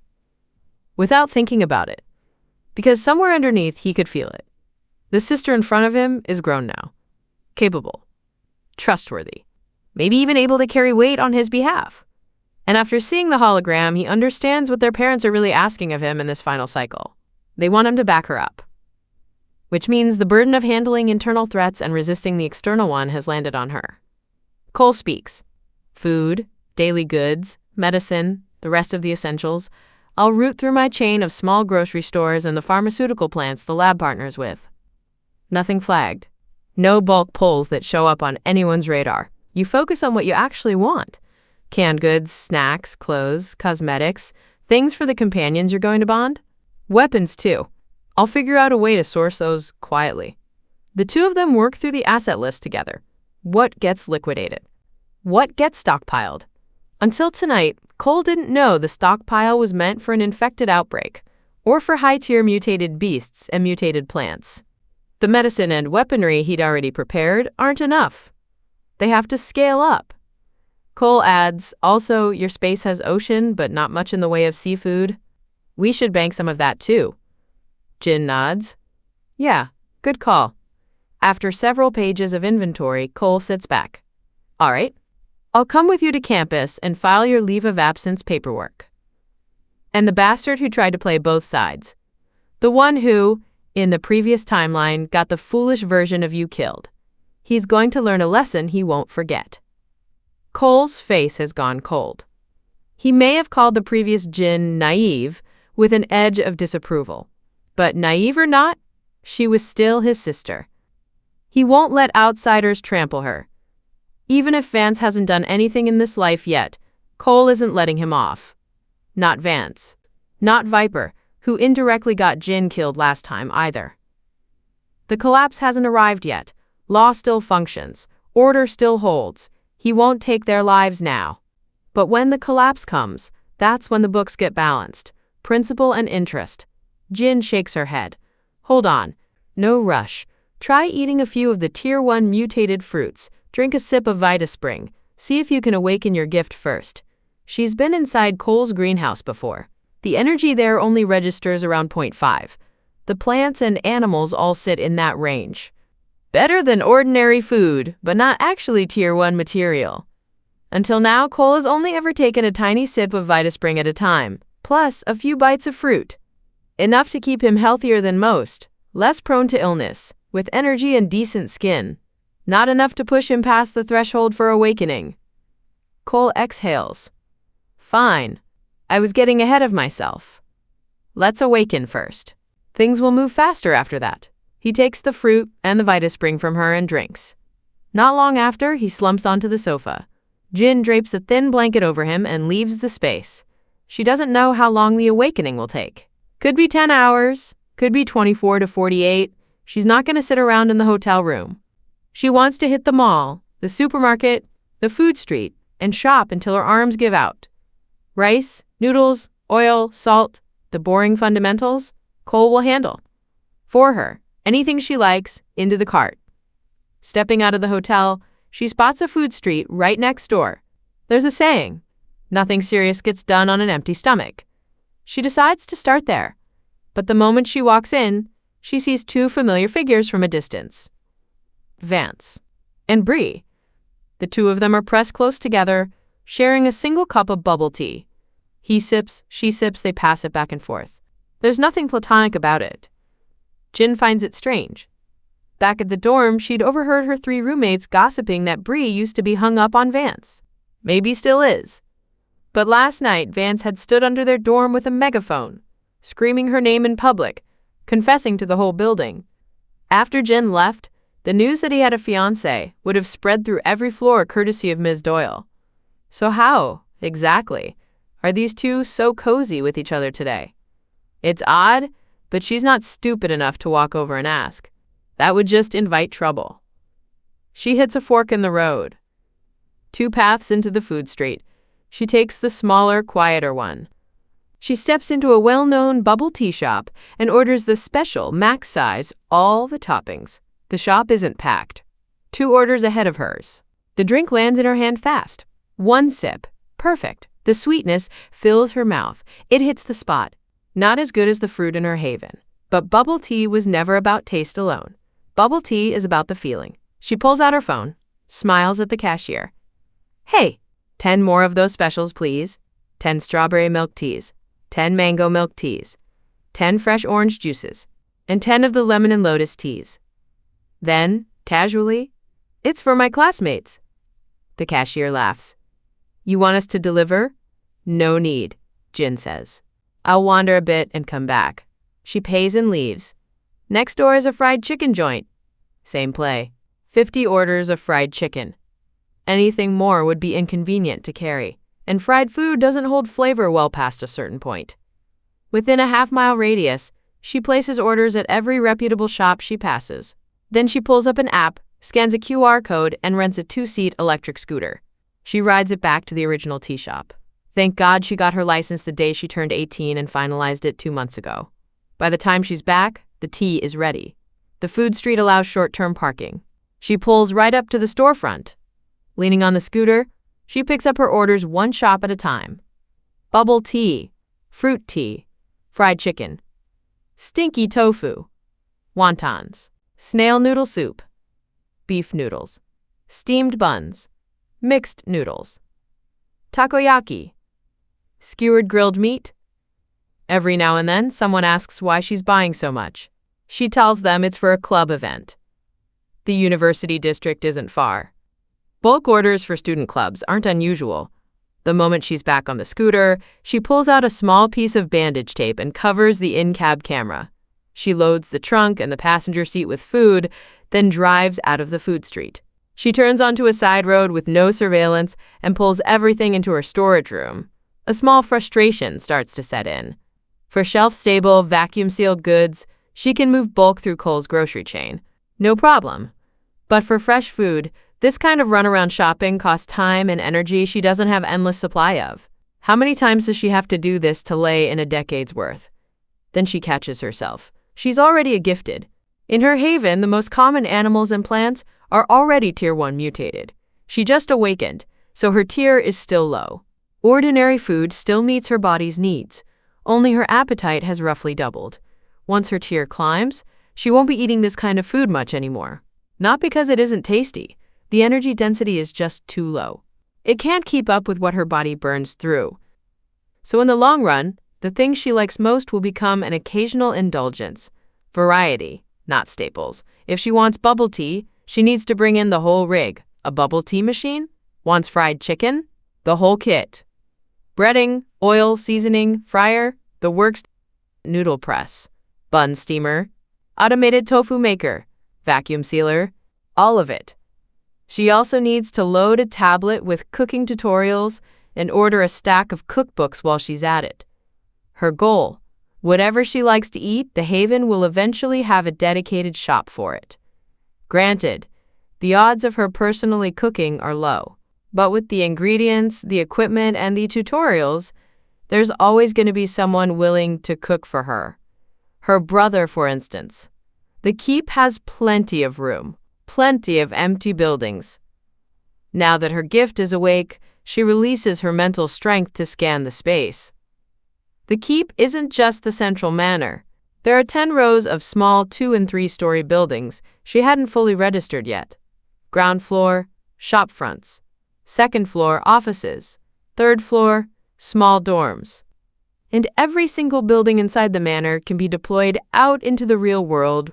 Once a building leaves the Haven, it loses the Haven's ambient energy supply. The storage rooms lose their preservation function, but the storage rooms have their own energy ports. Drop in an infected core or a mutated beast core, and the building powers itself. Preservation function comes back online. If a deployed building takes a hit, it can activate an energy barrier in self-defense. Each rooftop carries a large water tank and a solar panel array. That's why none of the Haven's buildings are tall. Easier to lift them out into the real world with mental strength. Of course, deploying a building without raising eyebrows means digging a foundation pit to drop the basement into. For a gifted, digging a hole is nothing. Bottom line, with the Haven Isle, Jin has a mobile base. If a threat overwhelms her, she can pull the whole base back in and move it somewhere else. The thought of building her own private food street brings a small, sharp grin to her face. That said, if she finds a really good dish along the way, she still buys some. Storage rooms preserve indefinitely. Cooking from scratch isn't half as convenient as opening a packaged meal. Even hiring a chef has its catches. What if the chef can't actually cook? And even if her future chef can cook, she can't summon him on demand every time a craving hits. So a backstock of cooked food is still essential. She points the scooter toward a major mall and continues her sweep. It isn't just food. She buys whatever catches her eye.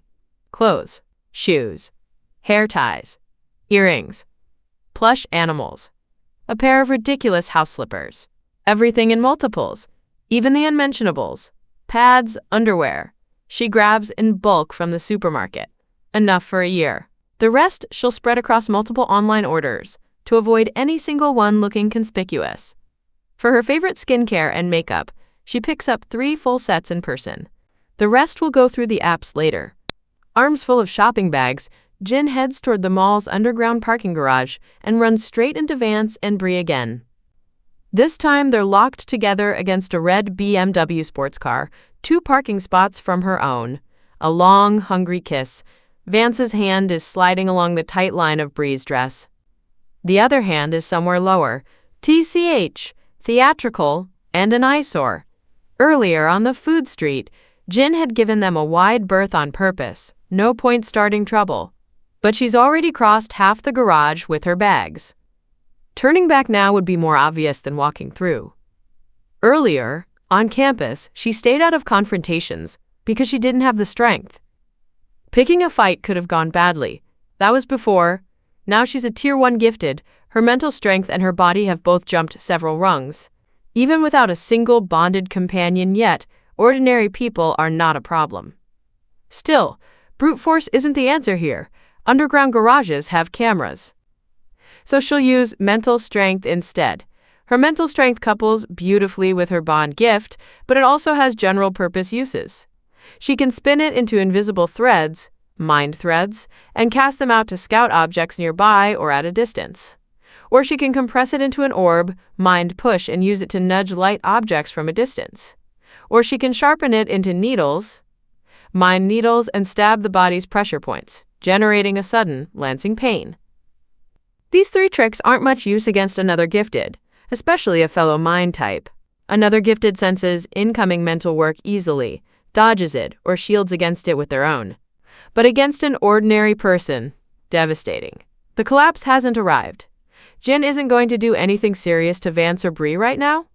But if those 2 come at her, if they choose to make themselves a problem, she has no objection to teaching them a lesson.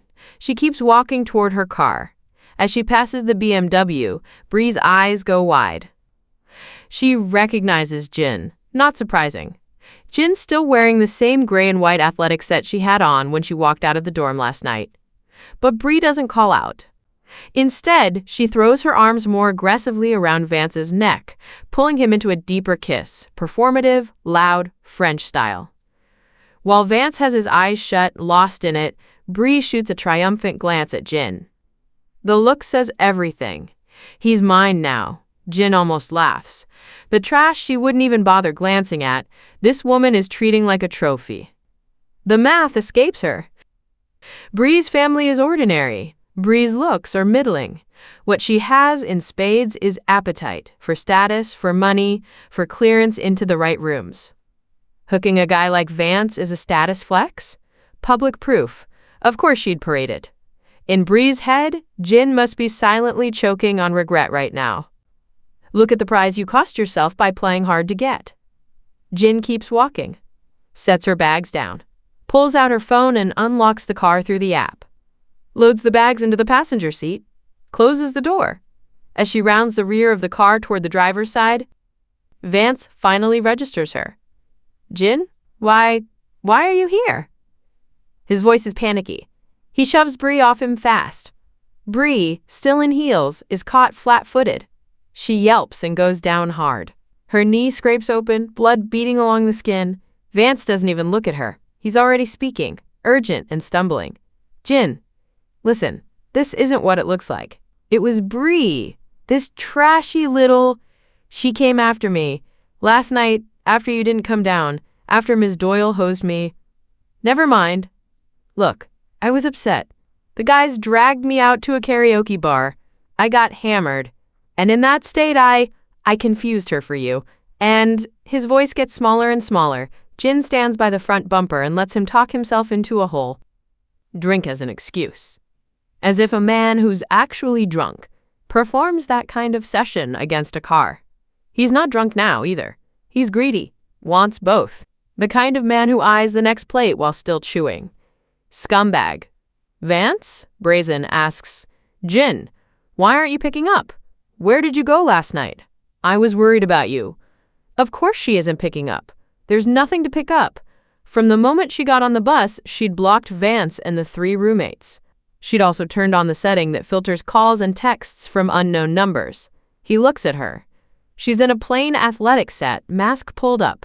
Only her clear forehead and her steady eyes show. And still, to him, she's 10 times, 100 times more striking than Bree, decked out and made up like an offering. No Bree is a tossed-off thing, a throwaway. There's no comparison. You always want what you can't have. Vance tries on a soulful look and steps closer, voice softening. Jin, just give me one more chance. Bree, the others, they're nothing. They're noise. I'll handle it. The only one in here is you. Bree, Kat, Vex. They all swore that Ms. Doyle had been called by Jin directly. Eric's quiet inquiries had since confirmed it. Vance has filled in the rest himself. Jin must have heard about the engagement and gone into avoidance mode. She must have feelings for him. She just doesn't want to be the side piece. She's pushing him away with this drama because she has too much pride. He gets it. What woman, after all, can resist a man like him? He's confident.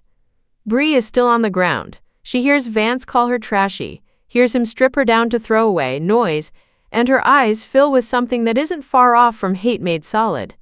But the hate isn't aimed at the man insulting her. It's aimed at Jinna, face like that.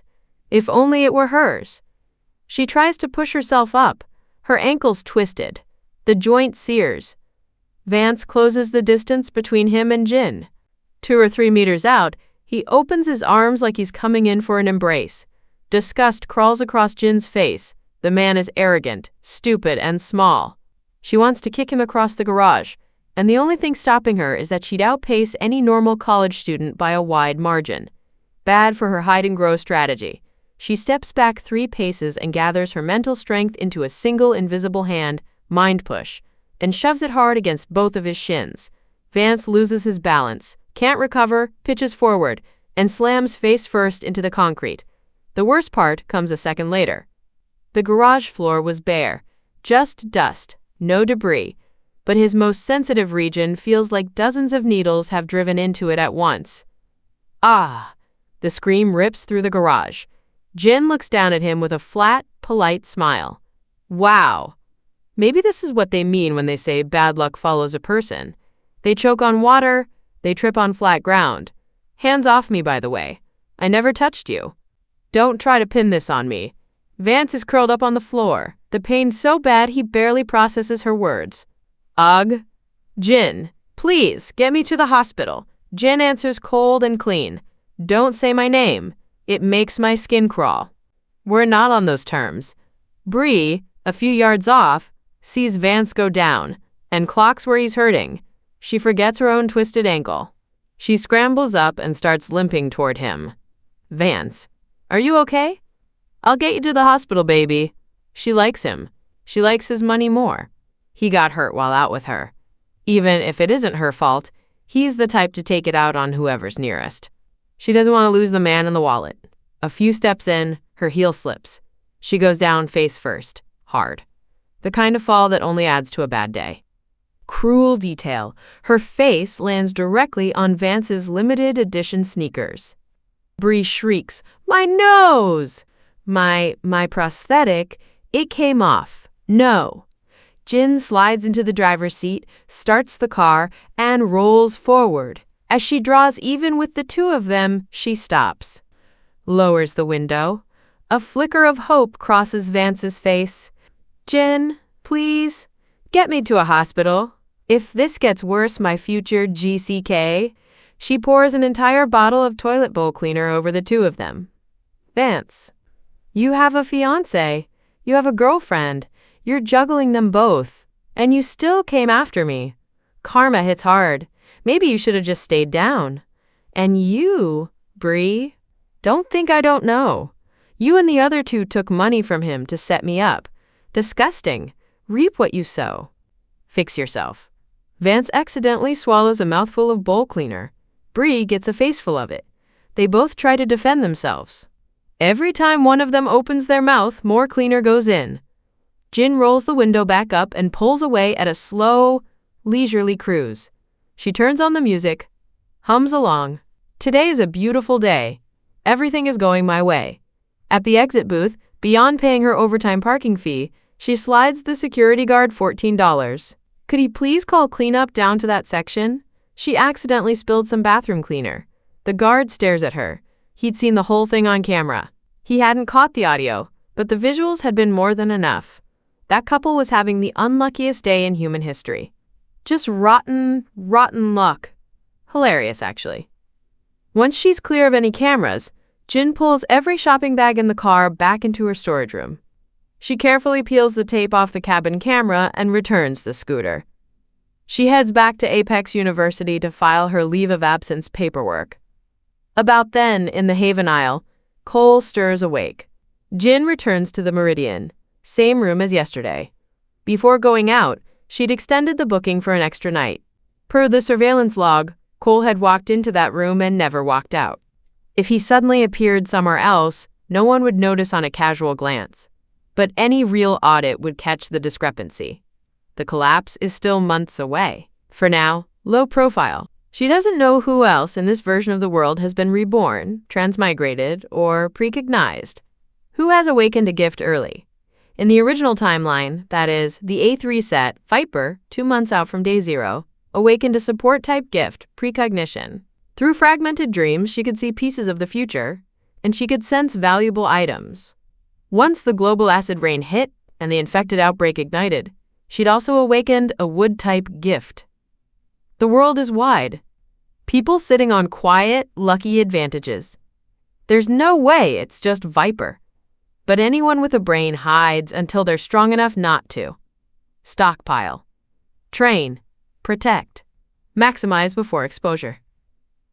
Back at the hotel room, Jin senses that Cole has already finished his shower and stepped out of the bathroom. She slips back into the Haven. Maybe because Cole has been drinking Vitaspring on and off for so long, taking the occasional bite of energy-dense fruit and meat, his body had already been quietly upgraded. The awakening took him only 6 hours, and the residue purged from his body was less than what came out of Jin. So, Jin says curious. What did you awaken? In the original timeline, Cole hadn't awakened until day 0, and his gifts had been Mind type and Wind type. He could command large numbers of infected at once. He could even, in short bursts, hypnotize and steer lower-tier gifted or mutated beasts whose minds weren't fortified enough to resist him. What stands out is his speed. Like wind, there one moment, gone the next.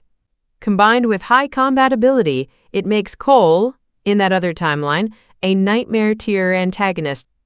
Cole, in this timeline, sounds pleased. My gift is Mind type. Watching what you can do. Bonding mutated beasts to fight for you. I want something that runs along the same line. Mine isn't limited to mutated beasts or mutated plants. Anything with mental signal. Anything with a mind. I can take temporary control. Provided their mental tier doesn't exceed mine, it's not a long hold. 1 tier below me, I get about half an hour. Same tier but weaker, only a few minutes. Anyone slightly stronger than me, all I get is a few seconds of distraction, and only if I catch them off guard. If they're guarded, no promises. Jin listens, and the picture matches the original timeline almost perfectly. The only thing missing is the wind-type gift. But when the collapse actually arrives, Cole is going to awaken a second time. Awakening early is a serious advantage. Cole can train his mind-type gift now, build raw mental strength, sharpen his technique, which means once the collapse hits, he'll be untouchable at his tier. A step ahead is many steps ahead. The goal is simple: be among the highest-ranked gifted before anyone else even knows the rules have changed. Jin says, "Big brother, your gift pairs perfectly with mutated beasts that have weak minds and low intelligence, but win on numbers. Venomous bees, ants, that sort of thing. I can lean that direction too. Bond a venom queen bee, let the queen handle the swarm. On a normal day, they'd be inside the haven gathering nectar. When something comes after us, I summon them out to fight. The two of them have something most people will never have, a space their parents left for them. Beyond storage and farming, the spaces are massive force multipliers for breeding programs, and they need to use that. Hasn't every cultivation novel and gifted novel taught the same lesson? 99 out of 100 protagonists don't run because the enemy is stronger. They run because the enemy comes in the form of rats, ants, and vermin, in numbers that defy comprehension. Jin keeps going. Rats and ants get raised at home. A sip of Vitaspring once in a while, chicken bones and fruit peels for snacks. They're going to be far easier to control inside the haven than chasing them down in the wild. The bond holds longer too. Survival in the collapse isn't a one-on-one tournament. If swarm tactics work, no one fights honorably. She and her brother quietly seeding helpers ahead of time? Reasonable. Cole stares. That's an option? You're absolutely right. I was actually thinking, once I don't have lab time anymore, what to do with all the lab mice in my space. Now I see it. Keep them. Build them a damn rat fortress. Jin pauses. Rats are categorically not on the list of animals Jin would ever consider for the master bond. The only exception she can imagine is a treasure-hunting rat. But even then, exactly one. A whole colony of bonded rats? The thought alone makes her skin crawl. But the lab mice are her brothers. As long as he's the one keeping them, fine. Cole, on a roll. We should keep some flying ones too. Venomous bees. Find 2 swarms, 1 for each of us. Cole again. Ants, spiders, venomous snakes, all useful. Cole, fully energized now. I've decided. My space goes fully into insects, rats, ants. The plants get repurposed for what the swarms eat. I'll stop growing food for myself. There's already enough banked. If it runs short, I'll mooch off my sister, a 26-year-old PhD biology researcher, casually freeloading off my little sister into the plan. Jin doesn't quite know what to do with this. He's her real brother. She can't exactly say no, besides, the Haven Isle is enormous. Adding a few dozen bonded companions plus their relatives and dependents isn't going to make a dent. Adding 1 big brother on top of that doesn't change much. No reason to be stingy about it, she nods. Sure, but if I'm growing more mutated plants and bonding more companions, I can't manage all of it alone. You're going to help me run the place. You don't get to eat without working. Family or not, split the load. Her space is closed. People only enter with her permission. And right now, the only person she trusts that much is her brother. No problem, Cole says. He'd been a little embarrassed at the idea of just sitting there eating her food anyway. Jin brightens. Big brother, I want to build a food street too. Help me track down all the kitchen equipment and machines. Then she lays out the dream. A bubble tea shop, a fried chicken shop, snack bars, the whole road. Cole, slightly slower this time. Right, no problem. I'll handle it. Jin's eyes are gleaming now. She turns to him with full hope. Big brother, whenever you have a free minute, download a stack of cooking tutorials. From here on out, I'm counting on you to make me good food. Big brother, you used to cook for the foolish version of me. You're not going to refuse to cook for the actual one, are you? Cole wipes invisible sweat from his forehead. How could I? I'm a good brother. It's just bubble tea, fried chicken, stinky tofu, snail noodle soup, takoyaki, skewers. I can learn. He sighs internally. The clever sister is back. She doesn't need him as a shield anymore. She might even become a shield for him. This clever sister has a sly streak. She enjoys needling her brother. After the planning is done, Cole reapplies his sickly mask. The two of them take a taxi to Apex University. With Cole present and a freshly invented terminal illness story, not long left, needs care, the leave of absence paperwork moves smoothly. Jin's homeroom teacher, Lyra Snow, watches the two of them with quiet sympathy. She knows Jin lost her parents young. The brother is all she has left. In the face of life and death, words run out.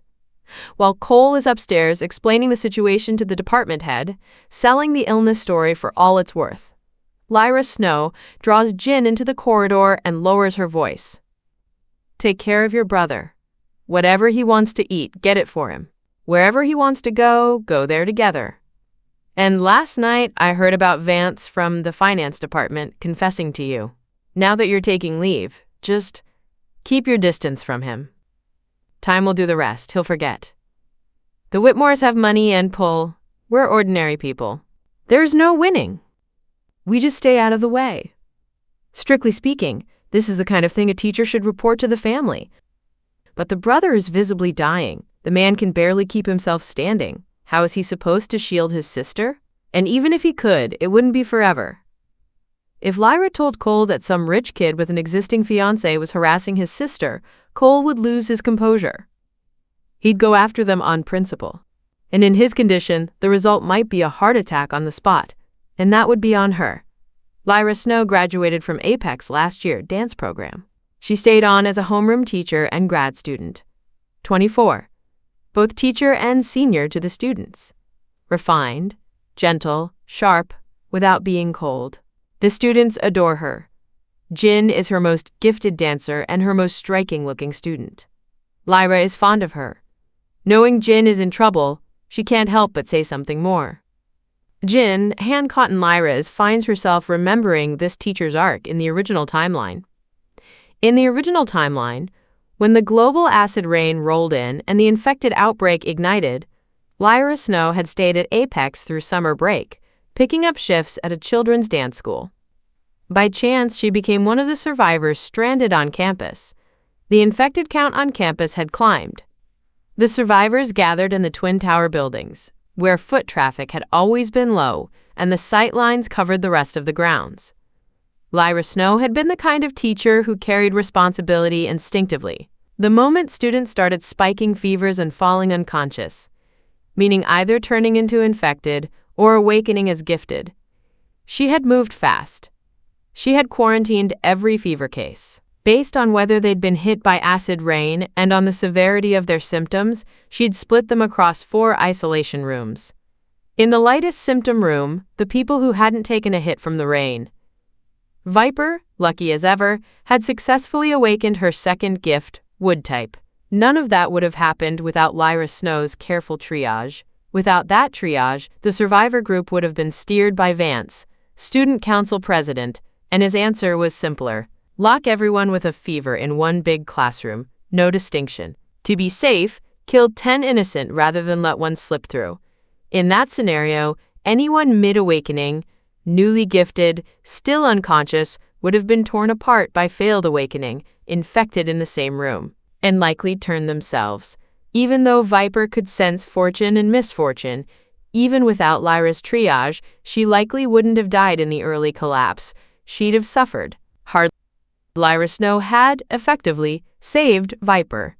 After Viper awakened her second gift, she had deliberately led a horde of infected toward Jin and Vance. From the opposite Twin Tower through binoculars, Lyra Snow had seen it. Viper had spotted her watching. Being seen doing it didn't matter much in itself. Viper hadn't lifted a finger directly. She could play innocent, and what could anyone do, really? But Lyra Snow had probably also seen Viper vanish into thin air. A few seconds of thought, and anyone would arrive at the same answer. Viper had a space to hide in. If Lyra Snow leaked that, the pendant on Viper's neck would no longer be safe. It would become a marked treasure. Every survivor with the means would come hunting for the holder. So Viper had pulled another horde toward Lyra Snow's hiding spot, and used an axe to break down the office door Lyra was barricaded behind. Viper had assumed an ordinary woman couldn't possibly survive 7 or 8 infected at once. She'd left, satisfied. She was wrong. To survive, Lyra had jumped out a third-floor window.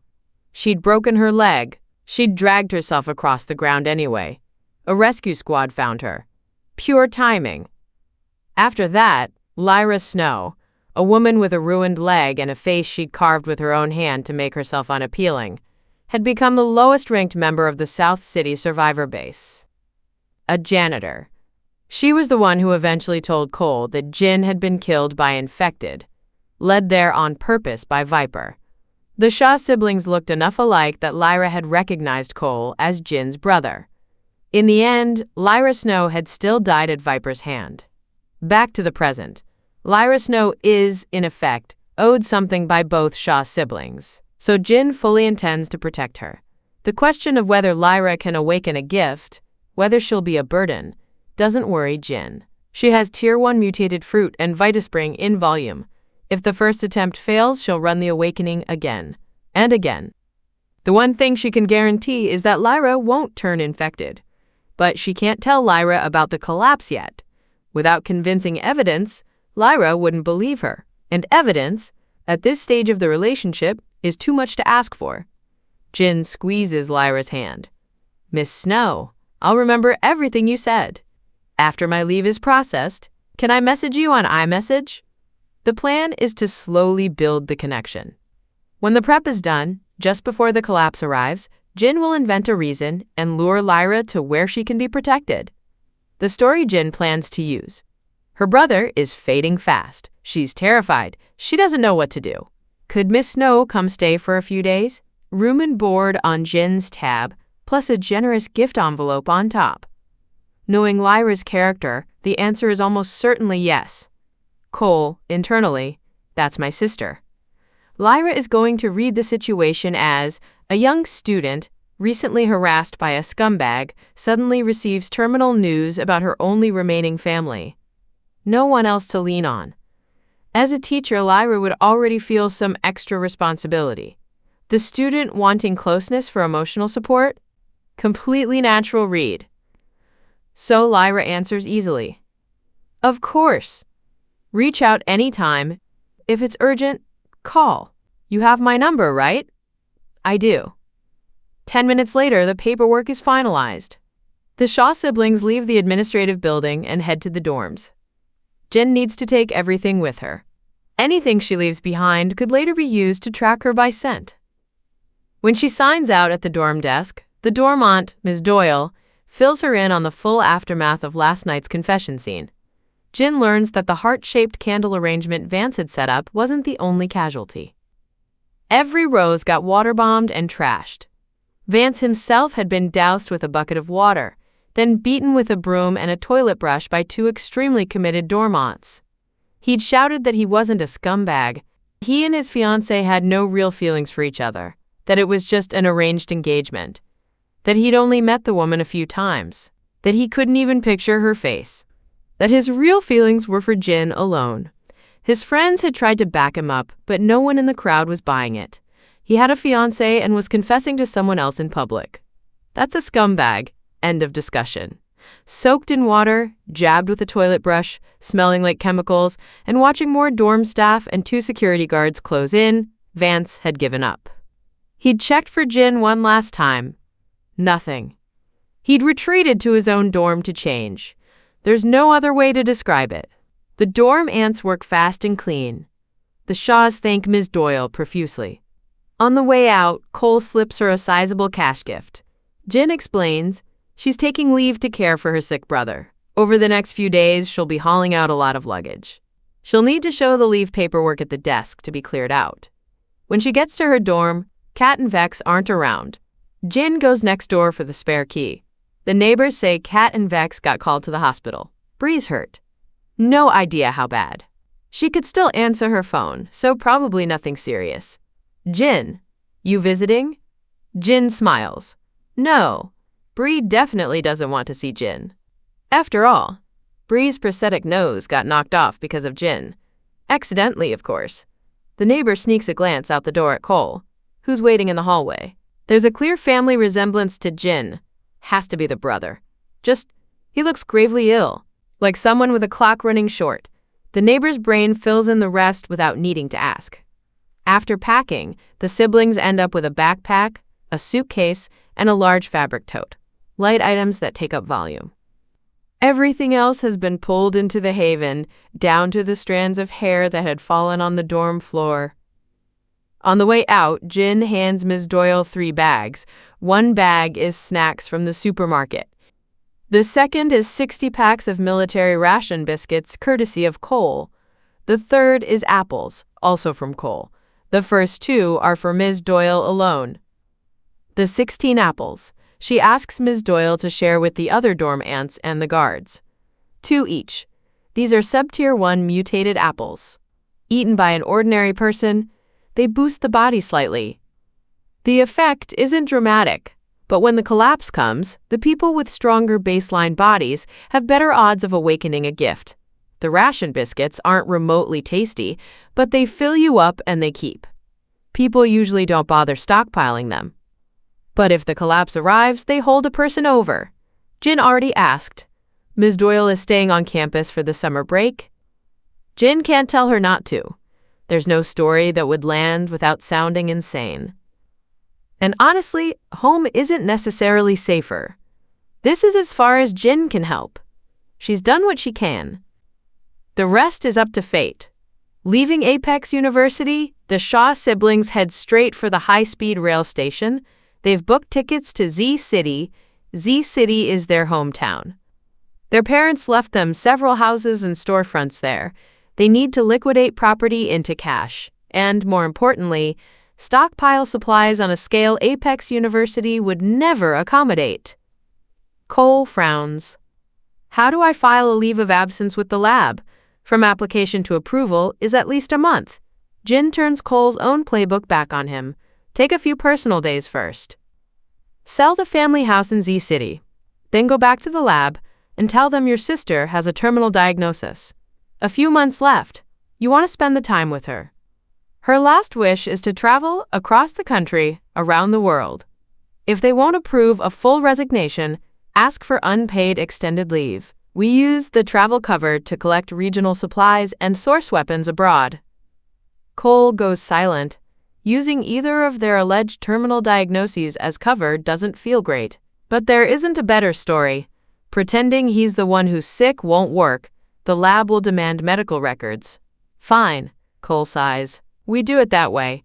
They reach the old family villa in Z City around 8 in the evening. The place is reasonably clean.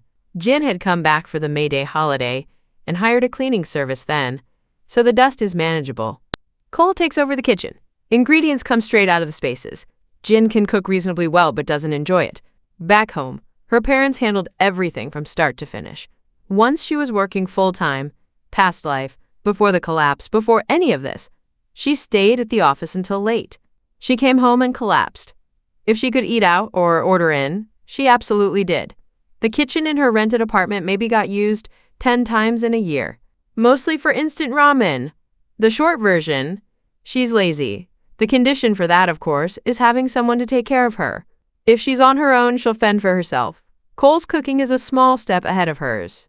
More importantly, he likes cooking, especially for his sister. While he's prepping, he keeps up a running self-praise. Jin, you are very lucky to have a hard-working, devoted brother like me. If you had to survive the collapse alone, you'd be eating canned goods every day, or chewing raw fruit just to get through. Jin isn't exactly idle either. She's peeling garlic. Cole always claims the heavy work and leaves her the easy parts. He's clearly fishing for a compliment. His expression makes it obvious, as if he's afraid she'll miss the cue.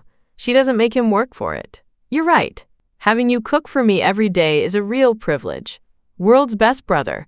Cole's chest puffs slightly, and then immediately deflates with a new worry. Wait, what if you meet someone someday who also cooks well, also enjoys it, and wants to do it for you? You're going to get stolen. He used to worry that the foolish version of his sister would get tricked. Now the smart version is here, but lazy. If someone steps in willing to do all the work, she'd let them. Jin considers it.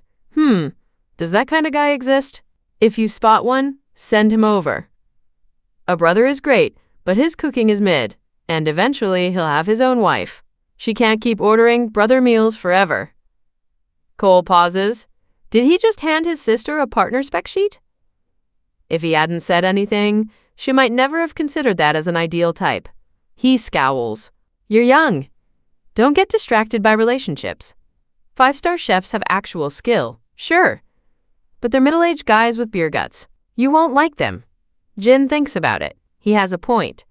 The garlic is done plump. Milky white cloves, stacked neatly. She opens a recipe app and starts browsing. The plan for the next few days. Stockpile a wave of regional dishes from Z City. For tonight, Cole has decided on coconut chicken hot pot. The coconuts come straight off the palms by the beach in Jin's Haven. The chicken is free-range yellow chicken raised in Cole's greenhouse. He uses 4 fresh coconuts and a handful of water chestnuts to build the broth. Beyond fresh-cut chicken, he's set out meatballs, tofu, mushrooms, vegetables, sweet potato glass noodles. The dipping sauce is sauté paste, minced garlic, chili, a squeeze of calamansi and lemon, soy sauce, stirred together. Once the coconut broth comes up, sliced chicken and coconut meat go in. Lid on. 15 minutes. A bowl of broth comes out first. The chicken and the coconut both came from the spaces. The energy in them is gentle but rich, far above anything from a market. One sip of the broth, and the sweetness lights up the whole palate. The kind of clean, ringing flavor that almost makes a tongue forget how to behave. The chicken is tender, fragrant. Dipped in the sauce, it's a small miracle. Sweet, hot, salty, sour, savory. Every channel firing at once.